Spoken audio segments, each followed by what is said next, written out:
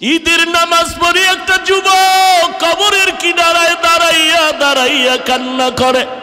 এরে যুবক কেন কাঁদো? বলে গত ঈদে নামাজে যখন আমি রওনা দিলাম, ঈদের নামাজে যাইতে পোশাকটা পরিয়া ঘর থেকে বের হওয়ার সময় আমার মায়ের কাছে দাঁড়াইল। আমার মা আমার মাথায় হাত দিয়া কলিজা ভরে দোয়া করে দিলেন। আমার বাবারে হাতটা ধইরা সাথে নিয়ে ঈদের নামাজ এক জায়গায় দাঁড়াইয়া আদায় করেছে। আজ যখন আমি ঈদের নামাজের জন্য ঘর থেকে বের হইতেছিলাম, আমি হঠাৎ করিয়া মায়ের দোয়ার কথা মনে পড়ে মায়ের বিছানার দিকে নজর পড়ে গেল। তাকায় দেখি বিছানা খালি, আমার মা বিছানায় নাই। নামাজের মুসল্লায় দাঁড়াইয়া দেখি আমার ডান পাশে আমার বাবাই কই? আমার বাবাই তো আমার পাশে আজকে দাঁড়াইল না। কই আমি আজ এতিমের মতো হয়ে গেলাম, কে আমার একটু মাথায় হাত দিয়ে দোয়া দিবে রে যুবক? ও যুবকেরা, ওই মা বাবার দোয়া ছাড়া তুমি পরীক্ষায় ভালো নাম্বার পাও নাই।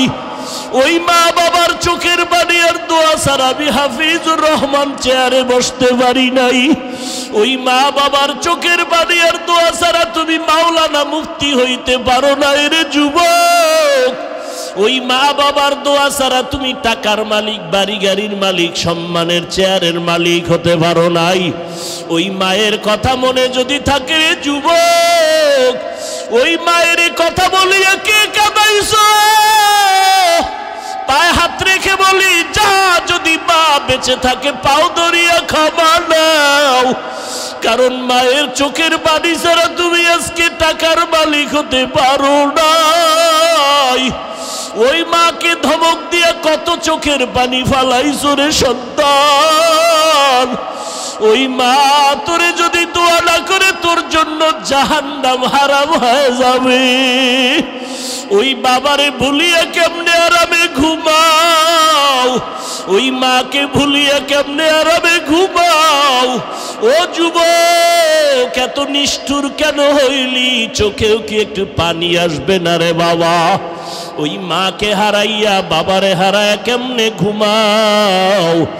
এক ফোঁটা চোখের পানি ছেড়ে দিয়া দোয়া কর। ওই বাবাই কবরের থেকে দোয়ার অপেক্ষায় তাকাইয়াছে।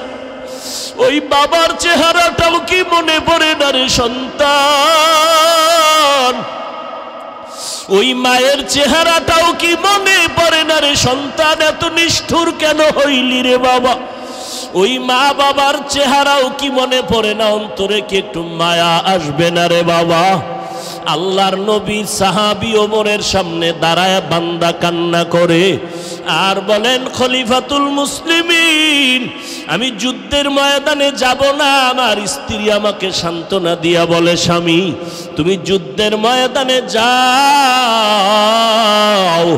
আল্লাহ তাআলা আমাকে হেফাজত করবে। হেফাজতের মালিক আমার আল্লাহ, আর কেউ হেফাজত করতে পারবে না। ও পর্দার আড়ালের আম্মা জান, দুনিয়ার থেকে একদিন চলিয়া যাবেন, 5টা সাদা কাফনের প্যাকেট হয়ে যাবে। দুনিয়ার কোনো মহিলারাও 2 দিন কথা বলবে আর খবর নিবে না। কিন্তু পায়ে হাত রেখে বলে যাই রে মা, ভালো কোরআনওয়ালা একটা সন্তান যদি দুনিয়াতে রেখে যাও রে মা, ওই সন্তানকে দেখে দেখে দুনিয়াওয়ালারা দোয়া করবে। ও যুবক, স্কুলে পড়ো, কলেজে পড়ো, আলহামদুলিল্লাহ বাধা নাই, তবে মা বাবার দোয়া নাও, ওই মায়ের আদর্শ নিয়ে চলো। এরে আম্মা জান, এই দুনিয়াতে ভালো ভালো সন্তান হওয়ার পেছনে মায়ের অবদান, মায়ের আদর্শ। এরে আম্মা জানেরা, ও আব্বা জানেরা, কলিজা ভরিয়া দোয়া করিয়া সন্তানকে ডাক্তার বানাবেন, তবে বেয়াদব বানাবেন না। সন্তানটাকে ইঞ্জিনিয়ার বানাবেন, তবে অনুরোধ বেয়াদব বানাবেন না। সন্তানটাকে আপনি একজন প্রফেসর বানাবেন, তবে অনুরোধ বেয়াদব বানাবেন না। আপনাদের আদর্শ দিয়া সন্তানকে মানুষ বানাইয়া যাবেন, আল্লাহর কোরআনটা সিনায় ঢুকাইয়া দিয়া যাবেন রে মা বাবারা। সন্তান যদি ডাক্তার হয় আর কোরআন পড়নেওয়ালা হয়, আপনাদের জন্য কলিজা ভরে কবরের কিনারায় কোরআন পড়ে দোয়া করবে, এলাকার মুরব্বীরা দোয়া করবে। মা দুনিয়া থেকে মরিয়া গেল, একটা ভালো সন্তান রাখিয়া গেছে, ওই সন্তানের ব্যবহারে আলেমরা খুশি হবে, মুরব্বীরা খুশি হইয়া দোয়া করবে। শুধু সন্তান দোয়া পাবে না, আপনার ভালো সন্তানের কারণে আপনি মাও কবরে বসে বসে দোয়া পাইতে থাকবেন রে আম্মা জান। আল্লাহর বান্দি দোয়া করে দিল স্বামীর জন্য। স্বামী বলে, ও খলিফাতুল মুসলিমিন, আমি আমার স্ত্রীর সান্ত্বনার বাণী পাইয়া আমি যুদ্ধে যাওয়ার জন্য রেডি হয়ে গেলাম। যুদ্ধের প্রস্তুতি নিয়ে যখন বের হব, ঠিক এমন সময় আমার স্ত্রী আমাকে আবার একটা পরামর্শ দিল, ও স্বামী আমার, তুমি আমাকে ঘরে একা রেখে যাইতেছো, 2 রাকাত নামাজটা পড়িয়া দোয়া করিয়া যাও, আমার গর্ভে একটা বাচ্চা আছে, আল্লাহর কাছে দোয়া করো হেফাজতের জন্য। খলিফাতুল মুসলিমিন ওমর, আমার স্ত্রী আমাকে পরামর্শ দেওয়া মাত্র আমি সুন্দর করিয়া ওযু বানাইয়া নামাজের মুসাল্লায় দাঁড়াইয়া নামাজ 2 রাকাত পড়িয়া মালিকের দরবারে হাত উঠাইয়া কান্না করে বললাম, ও আল্লাহ, আমার স্ত্রীর গর্ভে বাচ্চা তুমি হেফাজত করিও, আমার স্ত্রীর বাচ্চাটারে তুমি হেফাজত করিও রে আল্লাহ। আমি তোমার রাস্তায় বের হয়ে গেলাম। দোয়াটা করিয়া যখন বের হয়ে গেলাম, আমার স্ত্রী দরজা বন্ধ করে দিল। আমি যুদ্ধের ময়দানে চললাম। আমার বাড়িতে পাহারাদার কেউ নাই, তবে একটু পার্শ্বে একটা ঘর আছে, আমার চাচাতো ভাইয়ের ঘর। আমি যুদ্ধ পরিচালনা করিয়া শাহাদাতের তামান্না নিয়ে গাজী হইয়া বাড়িতে রওয়ানা। দীর্ঘদিন যুদ্ধ চলার পরে বাড়ির দরজায় যখন ঢুকতেছি, কেমন যেন আমার শরীরের মধ্যে একটা কম্পন শুরু হয়ে গেল। আমার শরীর কেমন যেন বরফের মতো ঠান্ডা হয়ে গেল। ভাবতে পারলাম ঘরের মধ্যে কি না জানি ঘটনা হইতেছে। আমি আস্তে আস্তে কদম বাড়াইয়া ঘরের মধ্যে যখন ঢুকতে শুরু করলাম, বাড়ির আঙ্গিনা পাড়াইয়া ঘরের দরওয়াজায় গিয়া দাঁড়াইয়া দেখি আমার ঘরের দরওয়াজা বাহিরে তালা লাগানো। আমি বারবার সালাম দিলাম, ঘরওয়ালারা দরজা খুলো, আসসালামু আলাইকুম ইয়া আহলাল বাইত, ও ঘরওয়ালারা তোমাদের উপরে সালাম, কিন্তু ভেতর থেকে কোনো আওয়াজ নাই। এই আমি যখন চিৎকার দিলাম, কেউ কি ঘরে নাই? হঠাৎ করে দেখি আমার চাচতো ভাই ঘর থেকে বের হয়ে গেল। আমার চাচতো ভাই আসতে না আসতে দেখি চাচতো ভাইয়ের চোখের কোঠায় পানি দেখা যায়। আমার চাচতো ভাইকে বললাম, কই আমার বিবি কই, তুই কেন কাঁদো? আমার চাচতো ভাই বলে, ভাইজান, তোমার স্ত্রী তুমি যাওয়ার পর হঠাৎ করে অসুস্থ হয়ে মারা গেল। তাই নাকি? বলে, হ্যাঁ, আমরা সাথে সাথে দাফন কাফনের ব্যবস্থা করেছি, ঘরের মধ্যে তালা লাগায় দিলাম। এরপরে কি হালাত? বলে, এরপরে আর কোনো আওয়াজ নাই। এবার আল্লাহর বান্দা বলে, খলিফাতুল মুসলিমিন, আমি নিজেরে কন্ট্রোল করতে পারতেছি না। সন্ধ্যা ঘনিয়ে আসলো। আমি বললাম, এ ভাই, চল আমার স্ত্রীর কবরটা কোথায় দেখব। আমি আমার চাচতো ভাইকে সাথে নিয়া কবর দেখার জন্য যখন আমি হাঁটতেছি, বাড়ির পেছনে বাঁশবাগান, যখন আমি কবরের দিকে রাতের অন্ধকারে ঢুকতেছি সন্ধ্যার পরে, হঠাৎ যত আগাই ততই দেখি আলো। বাগানের ভিতরে এত সুন্দর আলো জ্বলতেছে, কিসের বাতি?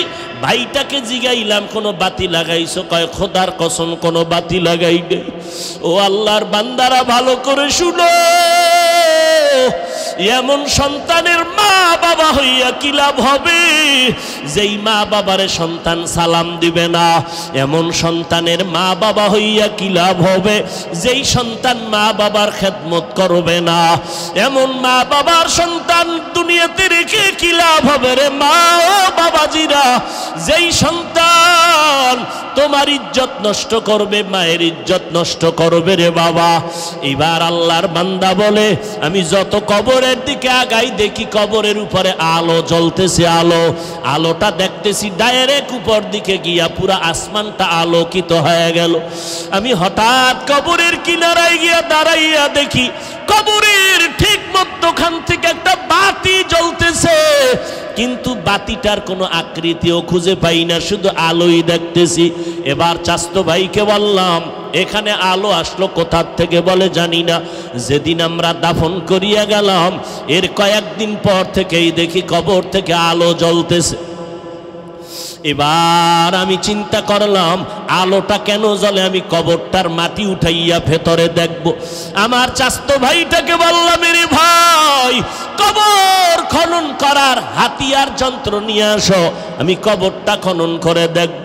আমার ভাইটা যখন ঘরের দিকে রওনা দিয়া চলে যাইতেছে, আমি এদিকে দাঁড়ায় আছি আর চোখের পানিগুলো পড়তেছে। তার আমার ভাই যন্ত্র আনতে না আনতে আমার ভাই ঘরের মধ্যে যাইয়া পৌঁছতেও পারে নাই। আমি নজর করে দেখি কবরটা মাঝখান দিয়া ফাঁকা হয়ে গেছে। আমি একটু নজর দিয়ে দেখি আমার স্ত্রীর বুকের উপরে ওই সন্তানটা খেলাধুলা করতেছে, আর ওই সন্তানের ফুটন্ত আলোটা উপরের দিকে যাইতেছে। আমি এবার সন্তানটাকে ধরার জন্য একটু চিন্তা করতেছি, হঠাৎ করে গাইবি আওয়াজ কে যেন আমাকে বলে, ভেতরে নাম, ওই সন্তানটারে কোলের মধ্যে জড়াইয়া তাড়াতাড়ি বের হয়ে যাও। আমি নিচে নামার পর ওই সন্তানটাকে কোলের মধ্যে জড়াইয়া উপরে উঠতেছি। আবার আওয়াজ কে যেন আমাকে গাইবি আওয়াজ দিয়া কয়, এই আল্লাহর বান্দা, যুদ্ধের ময়দানে যাওয়ার সময় নামাজে দাঁড়াইয়া আল্লাহর কাছে দোয়া করেছিলি স্ত্রীর গর্ভের বাচ্চাটারে হেফাজত করো, সাথে সাথে আরশে আজিমে তোর দোয়া।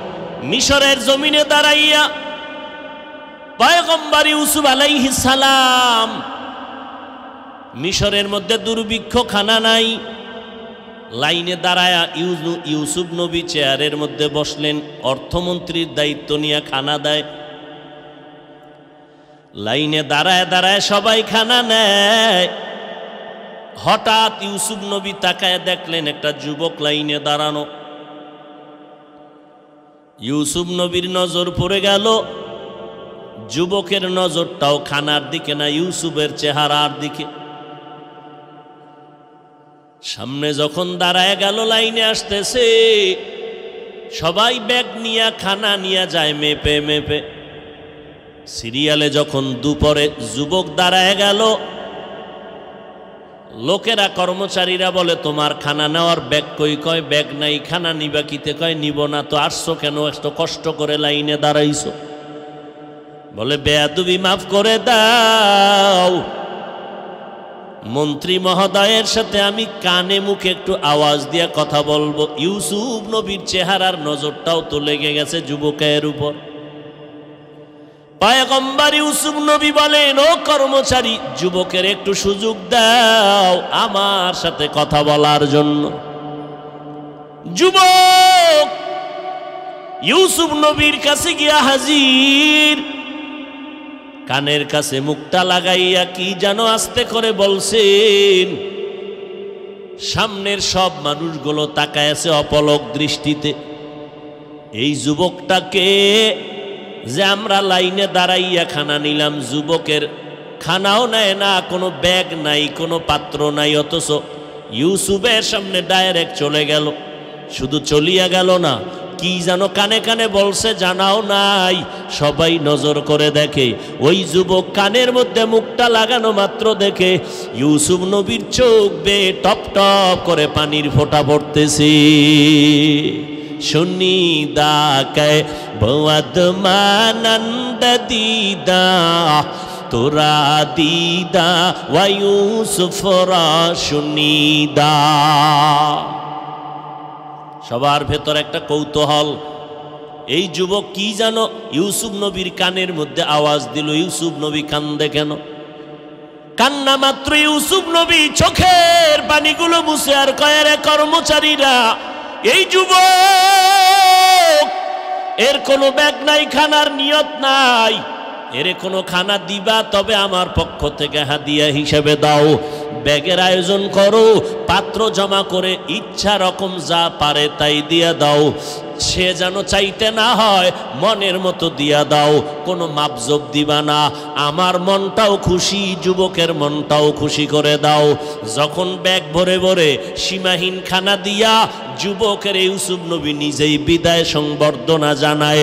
সব মানুষের অন্তরে প্রশ্ন, আমরা লাইনে দাঁড়াইয়া দীর্ঘ সময় কষ্ট করেছি, আমাদের মেপে মেপে খানা দিল, অথচ এই যুবকটা কোন যুবক যে কানের সাথে মুখ লাগাইয়া কথা বলা মাত্র ইউসুফ কান্না করলো, আবার নিজের থেকে খানা বেশি বেশি দিয়ে দিল, জানতে তো পারলাম না। একজন নবী হইয়া বেইনসাফি কেন করলেন বুঝে আসে না। আমার আল্লাহ ইউসুফের জানায় দিলেন, রে পয়গম্বর, তুমি একজন নবী, উম্মতের রাহবার, তোমার উপরে যেন কোনো প্রশ্ন না আসে। এই মানুষগুলোর অন্তরে প্রশ্ন তুমি যদি হল করে না দাও, সবার অন্তরে সন্দেহ এসে যাবে। ইউসুফ তাড়াতাড়ি সব মানুষের তোমার ভেতরের রহস্যটা জানায় দাও। ইউসুফ নবী বললেন, তোমরা সবাই দাঁড়াও, আমার ভেতরে যুবকের মধ্যে একটা গোপন রহস্য কাজ করেছে, তোমরা একটু অপেক্ষা করো, আমি তোমাদের রহস্যটা ভেঙ্গে বলে দিব। বলে দেওয়ার পরে আশা করি তোমাদের অন্তরে কোনো সন্দেহ থাকবে না। এই জন্য হাদিস শরীফে আছে, বান্দা তুমি কারো উপরে খারাপ ধারণা করবা না। ইয়াকুমাজ জান্না ফা ইন্নাজ জান্না আকযাবুল হাদিস ইলা আখিরিল হাদিস। আল্লাহর নবী বলেন, ও উম্মতের দল, কারো উপরে খারাপ ধারণা করবা না। খারাপ ধারণা করা কবিরা গুনাহ না, সব গুনার মূল কারণ অন্যকে খারাপ ধারণা করা। এটা হলো শুধু কবিরা গুনাহ না, অনেক গুনার মূল ফ্যাক্টরি অন্যকে খারাপ ধারণা করে কিছু মন্তব্য করা। এজন্য নবী বলেন, কোন মুমিনকে খারাপ ধারণা করবা না, ভালো ধারণাই রাখবা, ভেতরের হালাতের বিচার করবেন আমার আল্লাহ। ইউসুফ নবী বলেন, খারাপ ধারণা করবা না।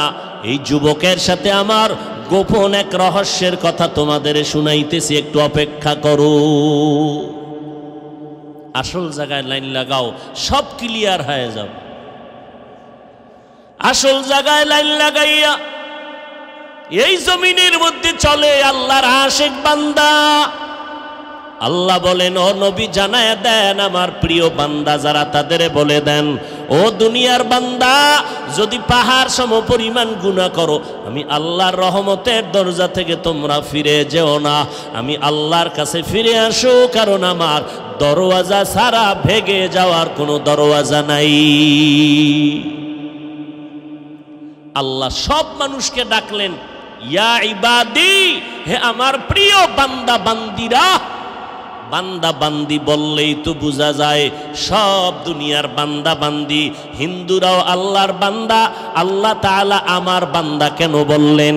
ইয়া ইবা আব্দুন মানি বান্দা, আবার আব্দু বলতে বান্দা, বান্দা মানি শুধু দুনিয়ার সবাই। হিন্দু আল্লাহর বান্দা, বৌদ্ধরাও আল্লাহর বান্দা, ইহুদিরাও আল্লাহর বান্দা, আল্লাহর গোলাম যারা মুমিন তারাও আমার আল্লাহর বান্দা।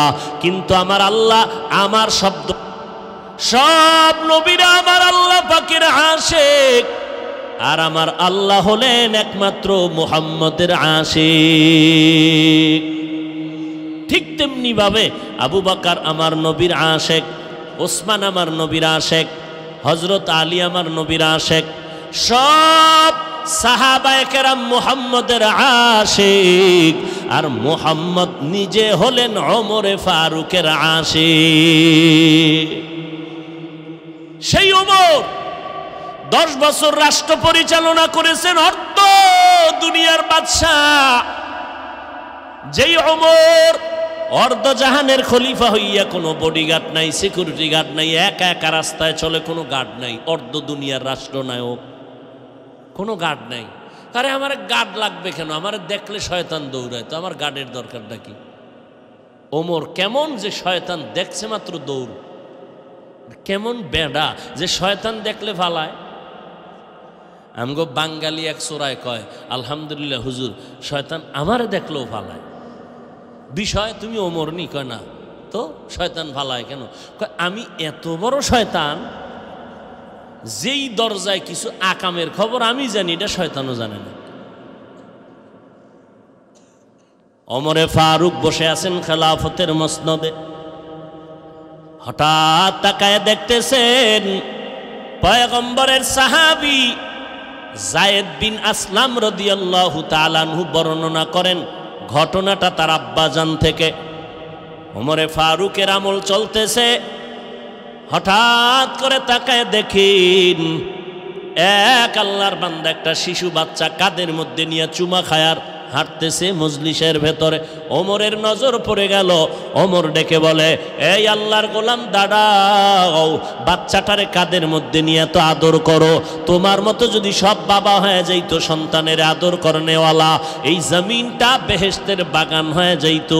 ওমরের এই আওয়াজটা পাইয়া যায়েদ বিন আসলাম বলেন, ওমর এই আওয়াজ পাওয়ার পর কথা বলা মাত্র ওই বাচ্চার বাবার কানের মধ্যে গিয়ে আওয়াজটা লাগলো। বাবা চোখের পানি ছেড়ে ডেকে বলেন, খলিফাতুল মুসলিমিন, এই বাচ্চাটা আমি কাদের মধ্যে নিয়া এত আদর করার কারণ হলো এই বাচ্চাটা জমিনের উপরের কোনো সন্তান না, এই সন্তানটা হলো আমার মাটির নিচের সন্তান। এটা জমিনে কোথাও জন্ম হয় নাই, এটা মাটির নিচ থেকে আমি নিয়ে এসেছি। এটা জমিনে কোনো ফ্যাডে হয় নাই, কোনো মহিলার ফ্যাডে এটা জমিনে জন্ম নেয় নাই, আমি মাটির ভিতর থেকে গিয়ে নিয়ে এসেছি এই সন্তান। ওমর আশ্চর্য হয়ে গেলেন, ভাইজান এটা কেমন কথা? দুনিয়ার মায়ের গর্ভ থেকে সন্তান তো আসার কথা, আপনার সন্তান কেমন মাটির ভেতর থেকে নিয়ে আসলেন একটু জানতে চাই। এবার আল্লাহর বান্দা বাচ্চাটারে কাঁধে নিয়ে চোখের পানি ছেড়ে কান্না করতেছেন আর বলতেছেন, খলিফাতুল মুসলিমিন, এর পেছনে 1 মিনিটের কথা না, এর পেছনে জড়িত আছে আমার জীবনের সব ইতি কথা।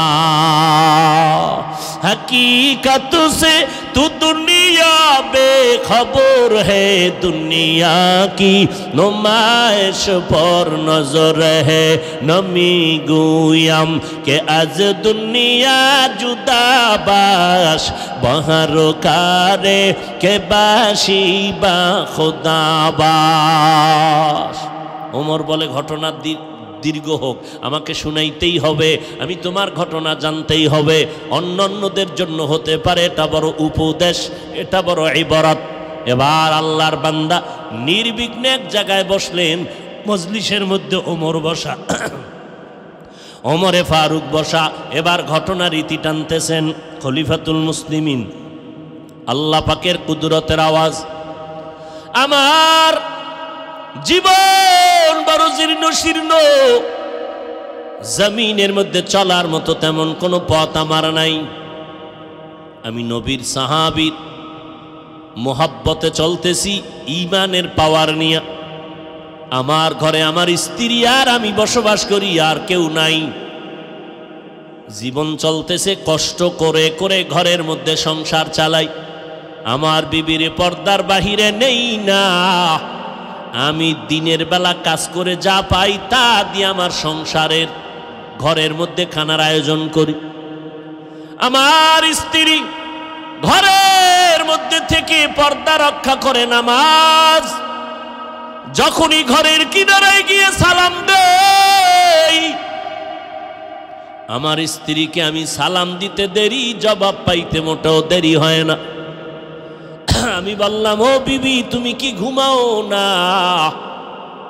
আল্লাহর বান্দি বলে, ও স্বামী আমার, তুমি যখন বাহিরে যাও, আমি যদি নিশ্চিন্তে ঘুমায় যাই তাহলে তো আমার হক আদায় হবে না। তুমি আমার মুখে হাসি ফুটাবার জন্য দিন নাই রাত্র নাই বাহিরে কষ্ট করো, টাইম মতো খানা খেতেও পারো না, টাইম মতো ঘুমাইতেও পারো না। আমি এই কথা চিন্তা করে ঘুমাই না, আমি জায়নামাজে বসে বসে স্বামী তোমার জন্য দোয়া করি, আল্লাহ আমার স্বামীরে তুমি হেফাজত করে নাও, আর আমার স্বামীর কামাই রুজিতে তুমি বরকত বাড়ায়া দাও। আল্লাহর কসম, এমন একটা স্ত্রী যদি পাইয়া থাকো রে মুমিন, তুমি বাইরে বাইরে কষ্ট করবা, তোমার স্ত্রী ঘরে বসে নামাজ পড়বে, যায় নামাজ বিছাইয়া দোয়া করবে, জান্নাতের বাগান তুমি পেয়েছো। মদিনার নবী বলেন আমি মুহাম্মদের জীবনটাও শুরু জীবনটাই এমন ছিল। আম্মা জান আয়েশা বলেন আমি দেখি নবী আমার হুজরায় বসে কান্না করেন। আমি আয়েশা ভয় পেয়ে গেলাম, ও পয়গম্বর কেন কাঁদেন? আমি আয়েশার কোনো বেয়াদবি হয়েছে নাকি বলে কেন? আয়েশা রাদিয়াল্লাহু আনহা বলেন পয়গম্বর 6 বছর বয়সে আমার সাথে আপনার বিয়া হয়েছে। আমি আয়েশার বয়স কত? 6 বছর আমি আয়েশার বয়স। আপনার সাথে তখন আমার বিবাহের বন্ধন হলো। আমি আয়েশার যখন 9 বছর বয়স হলো তখন আমি আপনার ঘরে আসলাম। ও পয়গম্বর আমার বয়স মাত্র চলতেছে এখন 10, 11, 12। আম্মা জান আয়েশার 6 বছরে বিয়া, 9 বছরে নবীর ঘরে আসলেন। আম্মা জান আয়েশা রাদিয়াল্লাহু আনহার 18 বছর যখন হলো তখন আমার নবী দুনিয়া থেকে বিদায় হয়ে চলে গেলেন। আর আমার এলাকায় আমার বোনের বয়স 20-25 হইয়াও যায়, এরপরও বিয়ার খবর নাই। আর আম্মা জানের সাথে নবীর বিয়া হইল কয় বছরে? জোরে খন। 6 বছর। নবীর ঘরে গেলেন কয় বছরে? 9। নবীর ঘরে নবী বিদায় নিলেন কয় বছরে? 18। নবীজির ঘরে যাইয়া আম্মাজান সময় কাটাইলেন কয় বছর? হিসাব বুঝেন না? 6 বছরে বিয়া, 9 বছরে ঘরে গেলেন, 18 বছরে নবী বিদায়। থাকলেন কয় বছর? 9 বছর। এরে চার নাজিরপুর এলাকার আম্মাজান ভালো করে শুনেন। আম্মাজান আয়েশা রাদিয়াল্লাহু আনহা 9 বছর আমার নবীর সংসার করলেন, মাত্র টোটাল 18 বছর। এই 9 বছর আমার নবীর সোহবতে থেকে আম্মাজান আয়েশা নবীর কি বরকত পেয়েছেন। আম্মাজান আয়েশা বলেন আল্লাহর শুকর, আমি 9 বছর বয়সে নবীর ঘরে আসার পরে 18 বছর আমি নবীর বিদায়ের বেলায় 18 বছর বয়স, মাত্র 9 বছর সংসার করেছি। এই 9 বছর নবীর বরকতে আমি আয়েশা কি পেয়েছি দুনিয়ার নারীরা জানো? আমি আয়েশা নবীর এই সোহবতে 2000-এর উপরে হাদিসের হাফেজা হয়ে গেছি। আর আমগো আম্মাজানেরা কোরআন শরীফও পড়তে পারে না, নামাজে দাঁড়াইলে কি পড়ে আল্লাহই জানে। পুরা কোরআন পড়তে পারেন না রে মা। নামাজটা শুদ্ধ করিয়া পড়ার জন্য তো আলহামদু সূরাটা লাগবেই, এর সাথে কুল হুয়াল্লাহ ওয়াল আসরে সূরাটাও লাগবে, ইন্না আ'তাইনা সূরাটাও লাগবে। পুরা কোরআন শরীফ যদি পড়তে নাও পারেন, নামাজটা শুদ্ধ করিয়া জীবনে কামাই করার জন্য কমপক্ষে 10টা সূরা শুদ্ধ করা তো দরকার। আসল জায়গায় যদি লাইনটা লাগায় যদি বান্দা একবার আল্লাহ কয়ে ডাক দাও, 80 বছরের গুনাহ তোমার 1 সেকেন্ডে মাফ হয়ে যাবে। কেমন মাফ? নবী বলেন তোমার জীবনে একটা গুনাহও যেন করো নাই এমন পবিত্র আল্লাহ বানায় দিবেন। আরো আস্তে করে বলেন।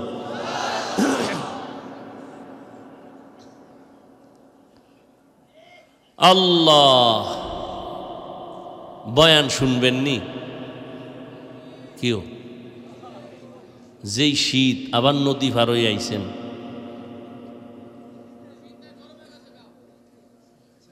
আল্লাহ সবাইকে কবুল করেন।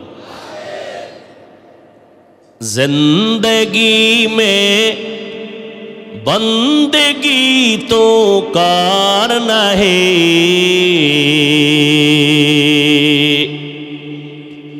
जिंदगी में बंदगी तो करना है, जिंदगी बे बंदगी शर्मिंदा है, जिंदगी बे बंदगी शर्मिंदा है। ঘুমানের তো নেশা নাই, এখন সজাগ থাকার প্রতিযোগিতা চলতেছে, কে কত বেশি সজাগ থাকতে পারে। আর সজাগ থাকার জন্য শত বছর গবেষণা করে বেঈমানেরা একটা মেডিসিন বানাইছে, একটা ইন্টারন্যাশনাল অ্যাটম বোম গজবের মোবাইল। দুনিয়ার মানুষ অ্যাটম বোম বানায়, বিধ্বংসী এক যন্ত্র, যেটা বাংলাদেশে ছেড়ে দিলে দেখবে 5 মিনিটে বাংলাদেশ নাই। ফলাফল কি? দুনিয়ার মানুষের হাতে গড়া অ্যাটম বোম যেটা বানানো হচ্ছে, এটার দ্বারা শুধু জমিনকে ধ্বংস করা যাবে, কিন্তু মোবাইল নামের অ্যাটম বোম এত মারাত্মক যে শুধু দুনিয়াকে ধ্বংস করে না, আখিরাতকেও ধ্বংস করে দিচ্ছে। মসজিদে নামাজে দাঁড়াবেন, ইমাম সাহেবের তেলাওয়াত এত মজার, কলিজা ঠান্ডা হয়ে যাচ্ছে, চোখে পানি আসবে আসবে ভাব। হঠাৎ করে এক চাচামিয়ার মোবাইলে এক হিন্দি গানের আওয়াজ, টোটাল মসজিদের মুসল্লিদের একাগ্রতাকে ধ্বংস করে দিল এই মারাত্মক ইন্টারন্যাশনাল গজবে। সারাটা রাত এই মোবাইল নিয়ে পড়ে থাকে, ঘুম নাই। রাত 2টা কখন বাজলো, 12টা কখন বাজলো খবর নাই। আম্মাজান কয় ল্যাপের ভিতরে বাতি জ্বলে কেন? কয় মোরাকাবায় আছি। সারাটা রাত কি করে? কবিরা গুনাহ করে করে করে করে সারাটা রাত পার করে। ও যুবক, তুমি হিন্দু না, বৌদ্ধ না, এহুদি না, বেধর্মীকে বুঝাইতে আমার একটু কষ্ট হবে। তুমি তো মুসলমান, তুমি তো আল্লাহ মানো, নবী মানো, কোরআন মানো, হাদিস মানো, তোমাকে বুঝাইতে কষ্ট হবে কেন? তোমার মরণের মধ্যে যদি আজরাইল আসে ঘুমের ভেতরে, আর এসে যদি দেখে তুমি মোবাইলে বেগানার ছবি দেখতেছো আর গানের তার কানে লাগানো, আর এই অবস্থায় আজরাইল যদি আসে ধাক্কাটা দিয়েই বসে, আগামীকাল কবরে গিয়া কি জবাব দিবা? दुनिया में हो दुनिया का तलबगार ना हो,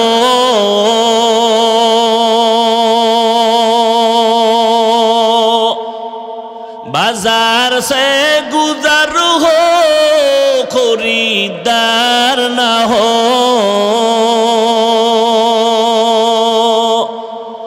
दुनिया में हो दुनिया का तलबगार ना हो,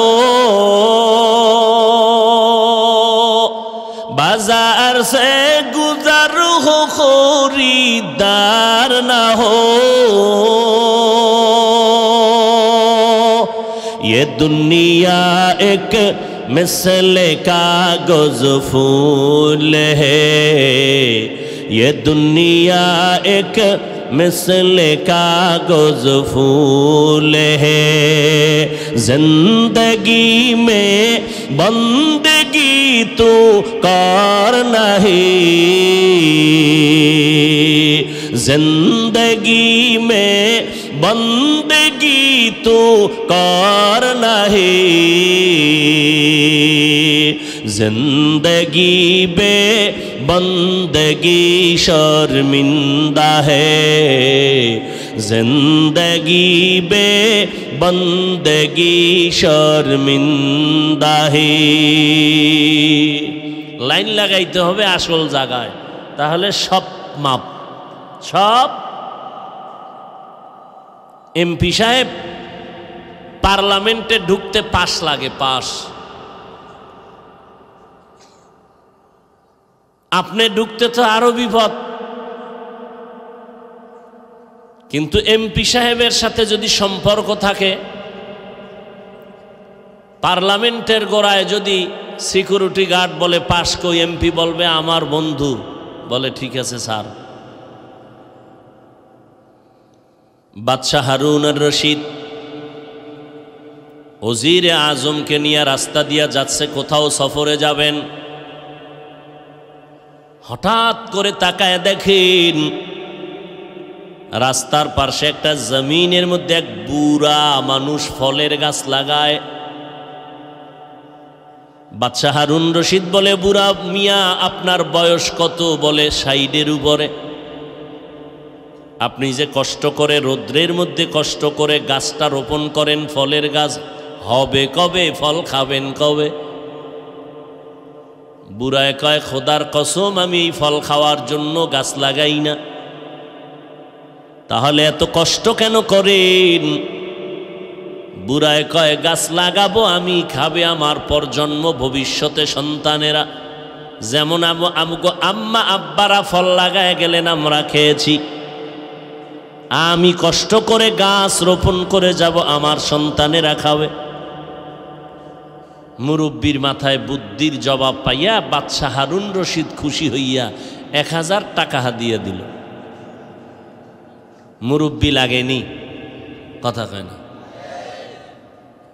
এমন একটা যুগ আইছে, এখন মানুষ ইয়াং জেনারেশন মুরব্বী পছন্দ করে না।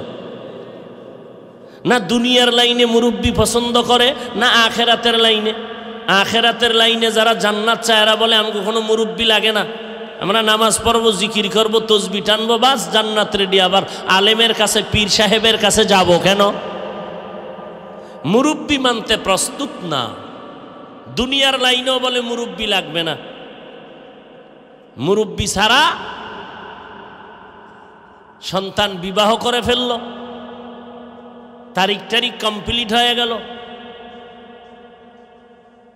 এখন মেয়ের বাবা বলে তোমার বাবার বাড়ি না দেখে মেয়ে দিব না, তোমার যথেষ্ট শিক্ষার যোগ্যতা আছে আলহামদুলিল্লাহ, তবে তোমার বাড়িঘর দেখতে হবে। ঠিক আছে আসেন। বাড়িঘর কমপ্লিট করে খানার আয়োজন, মেহমান আসবে, মাও জানে না বাবাও জানে না। বিবাহের আয়োজন করলো, আরে খানার আয়োজন করলো, মেহমান পেট পুরে খাইল। বাবাও জানে না মেহমান কার, মাও জানে না। মা বৃদ্ধা মানুষ, ছেলে যখন কইছে আম্মু আমার কিছু মেহমান আসবে, খানা দাও, মা কষ্ট করে খানার আয়োজন করলেন। কিন্তু খানার ভিতরে মেহমানরা কানাঘুষা করলো না, বাড়িটা একেবারে খারাপ না। কথার আওয়াজটা চলে গেল বাবার কানে। ব্যাপার কি? মুরব্বী মানুষ তো ইশারায় বুঝে ফেলছেন। মাথার দাম আছে না কেউ ভাই, মাথা তো সবই এক, মেমোরির সাইজ কি এক না? মেমোরির প্রত্যেকটা আকৃতি ডিজাইন এক, কিন্তু ভেতরের জিবি কি এক নি? 1 GB মেমোরির সাইজ, 2 GB মেমোরির সাইজ, 8 GB মেমোরির সাইজ কি এক? ডিজাইনও ভেতরের জিবি কি এক? একই সাইজের মেমোরির ভেতরের জিবি হলো 1, কোন মেমোরির জিবি 8, কোন মেমোরির জিবি 32, আরো বেশি 200 উপরে হয়ে গেছে। 200 GB মেমোরির সাইজও যা, 1 GB মেমোরির সাইজ কি এক। এখন যদি 1 GBর মেমোরি বলে 4 GB কে তোর ভিতরে যা আছে তা আমার ভিতরে দে, 1000 বার চেষ্টা করবে, মেমোরির জিবি হ্যাং হয়ে যাবে, কম্পিউটার হ্যাং হয়ে যাবে, পিসি হ্যাং হয়ে যাবে। এখানে যত মানুষ নাজিরপুরের সব মাথার সাইজ কি এক, ভিতরের জিবি এক নি, কথা বলেন। কারো মাথার জিবি আছে 1, কারো মাথার বুদ্ধির জিবি 4, কারোটা 2, কারোটা 8।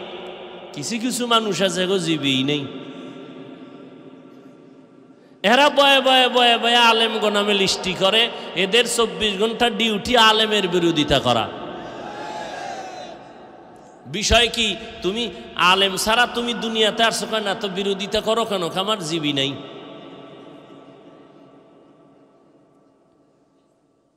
হায় হায় হায়,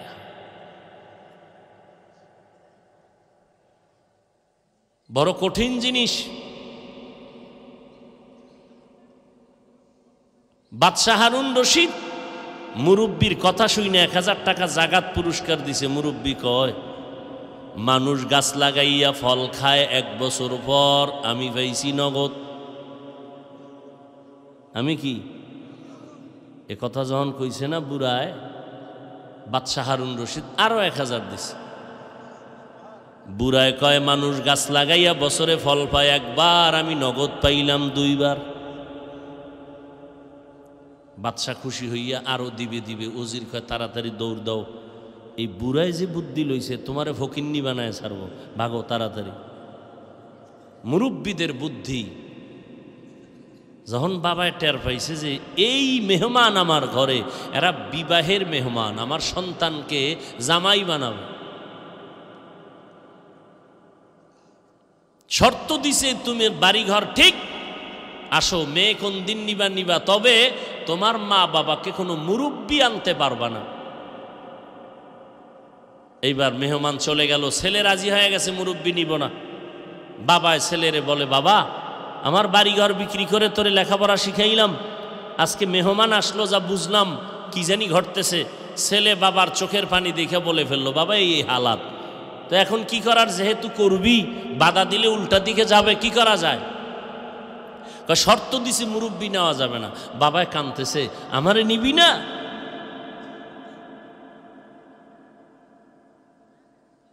সন্তান বলে, নিতে মনে চায় কিন্তু কৌশল, গেলে তো দিবে না। কয় এটা বাক্সা বানাই আমার ভিতরে করে নিয়ে যায়, কাজে লাগতে পারে। ঠিকই নিয়ে গেছে। বিবাহের অনুষ্ঠানে কোনো মুরব্বি নাই, ব্যাগ আছে, বাক্সা আছে, অনেক কিছু, সব যুবক, ইয়াং জেনারেশন। এবার জামাই বাবাকে সামনে রেখে মেয়ের বাবা শর্ত জোড়ায় দিল। আগের দিন বিবাহে শর্ত জোড়ায় দিত, রাতকে রাত বসায় রাখতো, খানা দেয় না। প্রশ্ন করছি, জবাব দাও। এখন এক পেস লাগাই দিছে, কি বলে, আমার মাইয়া নিতে হইলে এক একজনের এক একটা খাসি খাইতে হইব, এরপরে বিয়া। এক খাসি কি খাইতে পারবো? এ আদম সন্তান আসেনি? আগে ছিল নূহ নবীর যুগের খাওয়ান্য মানুষ ছিল, এক বেলায় 400 রুটি লাগতো খালি নাস্তা। রোজ আইন ওয়াও জিম নামের একজন বান্দা ছিল নূহ নবীর যুগে। রোজ সকালের নাস্তা 400 রুটি, দুপুরে কি লাগতো? লোহিত সাগরে নামলে হাঁটু পর্যন্ত তার পানি। মুসা নবী খবর পাইয়া এর ধরার জন্য পাঠাইছে 12 বংশের 12 নেতা, যাও ঔজ নামের এক ব্যক্তি আছে, দেখো কেমন। 12 জন যখন আইছে, ঔজ তো বিশাল উঁচু, 12 জনারে দইরা পকেটে ঢুকাই ফেলাইছে। এই ছিল ঔজ, আইন ওয়াও জিম, ঔজ। এখন তো খানেওয়ালা নাই। ঢাকা চিড়িয়াখানায় লেখা আছে, একটা বাঘের দৈনিক খানা 17 কেজি গোশত। নাজিরপুরে আসেনি কোনো খাদক 3 বেলায় 17 কেজি মারবে? না থাকলে কি হবে, টানাটানি তো কম করে না। থানায় যত পুলিশ কেন নাজিরপুরে? আমাকে ঘরে ভাত দেওয়ার জন্য? শুধু ভিডাভিডির লাগে, ঝামেলা খালি খাওয়ানোর জন্য, মামলা হামলায় বিচার আচার, সারা দিন সারা রাত এই অবস্থা। পাইলাম না, খাইলাম না, জনমের মতো খাইও তা পেট ভরে নেই।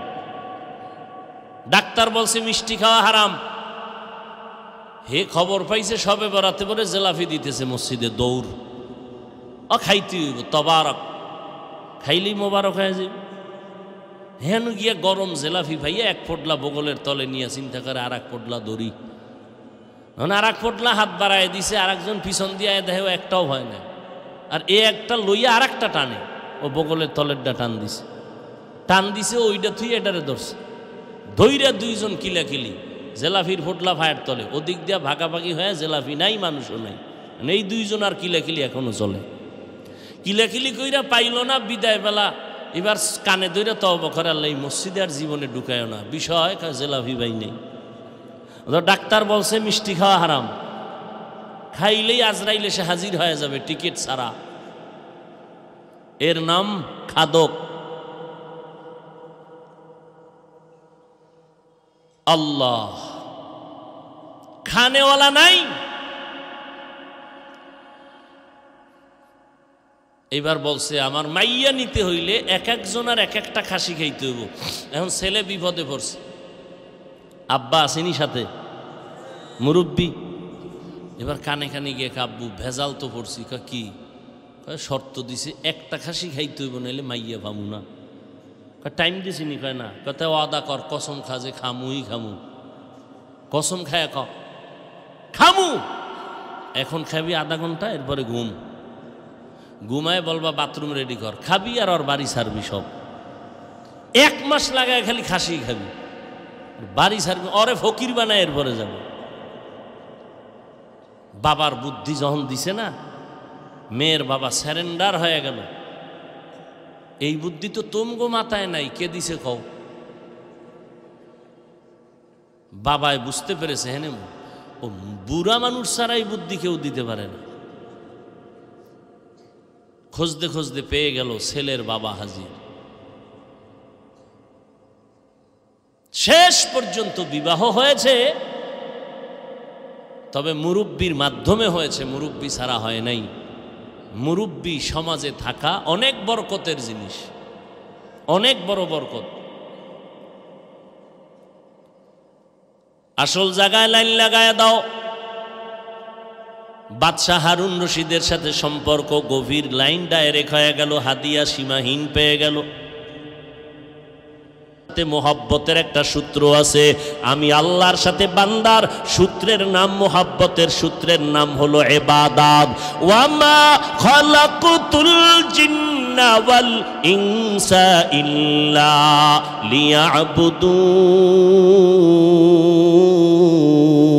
লিয়াবুদুন।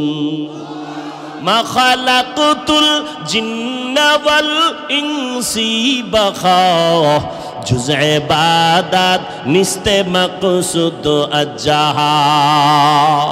আল্লাহ তাআলার সাথে বান্দার সম্পর্কের নাম ইবাদত। যারা ইবাদত করবে তারা আব্দু বা বান্দা, যার ইবাদত করবে তার নাম হবে মাবুদ। আমার আল্লাহ মাবুদ, আমরা তার বান্দা বা গোলাম। আমাদের সাথে আল্লাহর সম্পর্কের নাম হলো ইবাদত। এই সূত্রে আমার আল্লাহ বান্দা বলে ডাক দিলেন। মুমিন ডাক দিলে তো শুধু মুমিন, বেঈমান বাদ। আল্লাহ তওবার পথে ডাক দিয়া কয়, আমার বান্দা যারা, আয় আয় আমি তোর জীবনের গুনাহ মাফ করে দিব। হিন্দু থাকলে আয়, তওবা করবি, আমি মাফ করে জান্নাত দিয়া দিব। বৌদ্ধ ধর্ম পালন করো, আয় আমি আল্লাহ তোরে মাফ করিয়া দিব, কারণ তুই আমার বান্দা, আর কারো বান্দা না। আমরা কার বান্দা? আরো জোরে বলেন। বান্দা বললেই তো প্রমাণ আমার আল্লাহর বান্দা। এরপরও আল্লাহ আলাদা করে কেন বললেন তোমরা আমার বান্দা? আমার কেন বলেছেন? আসমানকে বানাইছেন, জমিনকে বানাইলেন। আল্লাহ আসমান বানায় বলেন নাই আমার আসমান, জমিন বানায় বলেন নাই আমার জমিন। সূর্য বানাইছেন আল্লাহ, কিন্তু বলে নাই আমার সূর্য। চাঁদ আল্লাহ বানাইছেন, কিন্তু বলেন নাই আমার চাঁদ। মানুষেরে কেন বললেন আমার বান্দা? জমিনও আল্লাহর, কিন্তু আল্লাহ বলে নাই আমার জমিন। ব্যবধান আছে না নাই? মসজিদ কার? জোরে বলেন।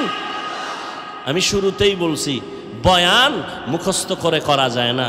অনেক জায়গায় বয়ান করলে শুধু করতেই মনে চায়, আর অনেক জায়গায় বয়ান চেষ্টা করলেও আসে না। এক তো আল্লাহর রহমত, দ্বিতীয়ত ময়দানের বরকত। ময়দানের কি বরকত? আপনাদের আগ্রহের উপরে এবং দোয়ার উপরে বয়ান হবে। কথা বুঝেন নাই? উঠা বসা করা এটা মজলিসের চূড়ান্ত বেয়াদবি। আপনি উঠবেনই তো, ঢুকলেন কেন? আপনাকে জোর করে আনা হয়েছে। আপনি সেই নদী পার করে, কেউ পায়ে হেঁটে, কেউ ভাড়া দিয়ে আসছেন। আপনাকে কেউ টাকা দিয়েও আনে নাই। বলা হয়েছে আসবেন, আপনি নিজ ইচ্ছা আসছেন, আল্লাহর মহব্বতে, রসুলের মহব্বতে, তাই তো? উঠবেন কেন? কি শয়তান আপনার উপরে গালেব হয়ে গেছে? চিন্তা করে এই মজলিসে যদি শেষ পর্যন্ত থেকে দোয়া করে যায় তো সব গুনাহ মাফ। তো ইবলিস কইব, আমি 30 বছর যে তোরে আকাম করাইলাম, আর এক মোনাজাতে সব মাফ হইলে আমার ভ্যালু কই চাকরির? এই জন্য দেখবেন কিছু মানুষ ঘন্টাকে ঘন্টা বসে বয়ান শুনে, 5 মিনিটের জন্য বসে দোয়াটা করার কপাল হয় না। এটা কপালের বিষয়। আরে ভাই, আমি তো গুনাহগার, আমি তো অপরাধী, আমি তো গুনাহগার, আমি তো জাহান্নামী। কিন্তু এই মাঠের মধ্যে বহু আল্লাহর বান্দা আছে জান্নাতি, যারা আমিন বলার সাথে সাথে কবুল হয়ে যায়। আর রসুলের হাদিস সত্য, একজনের মজলিসের আমিন যদি আল্লাহ কবুল করেন, এর বরকতে সবার গুনাহ সাথে সাথে মাফ করে দিবেন। ধৈর্য নাই? শুরুতেই তো বললাম, বাসায় গিয়ে কি ঘুমাইবেন? ঘুম তো নাই, মোবাইল দেখে দেখে কবিরা গুনাহ করবেন। আল্লাহ হেদায়েত দান করুন। আরো জোরে বলেন। চট্টগ্রাম একটা জেলার নাম প্লাস বিভাগ, ওই বিভাগের একটা থানা আছে পটিয়া। কি থানা? কক্সবাজার যাইতে যেই রোড প্রথম পটিয়া থানা, ওই থানার যে পটিয়া থানার উপরে একটা বিশাল মাদ্রাসা, মাদ্রাসার প্রতিষ্ঠাতা বাণী মুফতি আজিজুল হক রহমতুল্লাহ আলাই, জবরদস্ত আলেম, জবরদস্ত কুতুবুল আলম। একদিকে সে আলেম, অপরদিকে সে কুতুবুল আলম।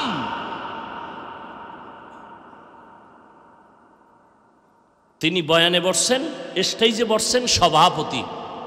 ধৈর্য হবে বলবো। স্টেজে বসছেন কি, পাশে বক্তা বয়ান করতেছেন। বক্তার বয়ান এত রৌনক হয়ে গেল যে মনে হয় ময়দানে কিয়ামতের মাঠ চলতেছে।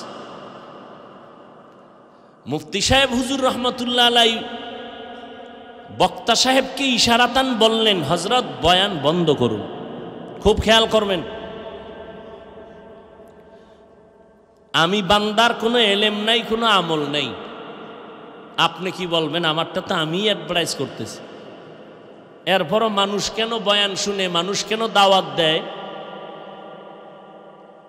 এটা আল্লাহরে জিগাইবেন, আমারে না। তবে এই চেয়ারে বসার মতো যোগ্যতার পেছনে যত বড় কারণ আমার আছে, এর মধ্যে সব থেকে বড় কারণ আমার মা বাবার চোখের পানি এবং আল্লাহর ওলিদের নেক নজর। আল্লাহর ওলি হইতে পিসা বাওয়া লাগে না। আপনারা মনে করবেন যে আল্লাহর ওলি মানে বড় আলেম, না, একটা রিক্সার ড্রাইভারও আল্লাহর ওলি হতে পারে। আল্লাহর ওলি হওয়ার জন্য টাইটেল পাস শর্ত না, কামেল পাস শর্ত না, পীর সাহেব হওয়া শর্ত না, কলবটা গুনাহমুক্ত হওয়া শর্ত।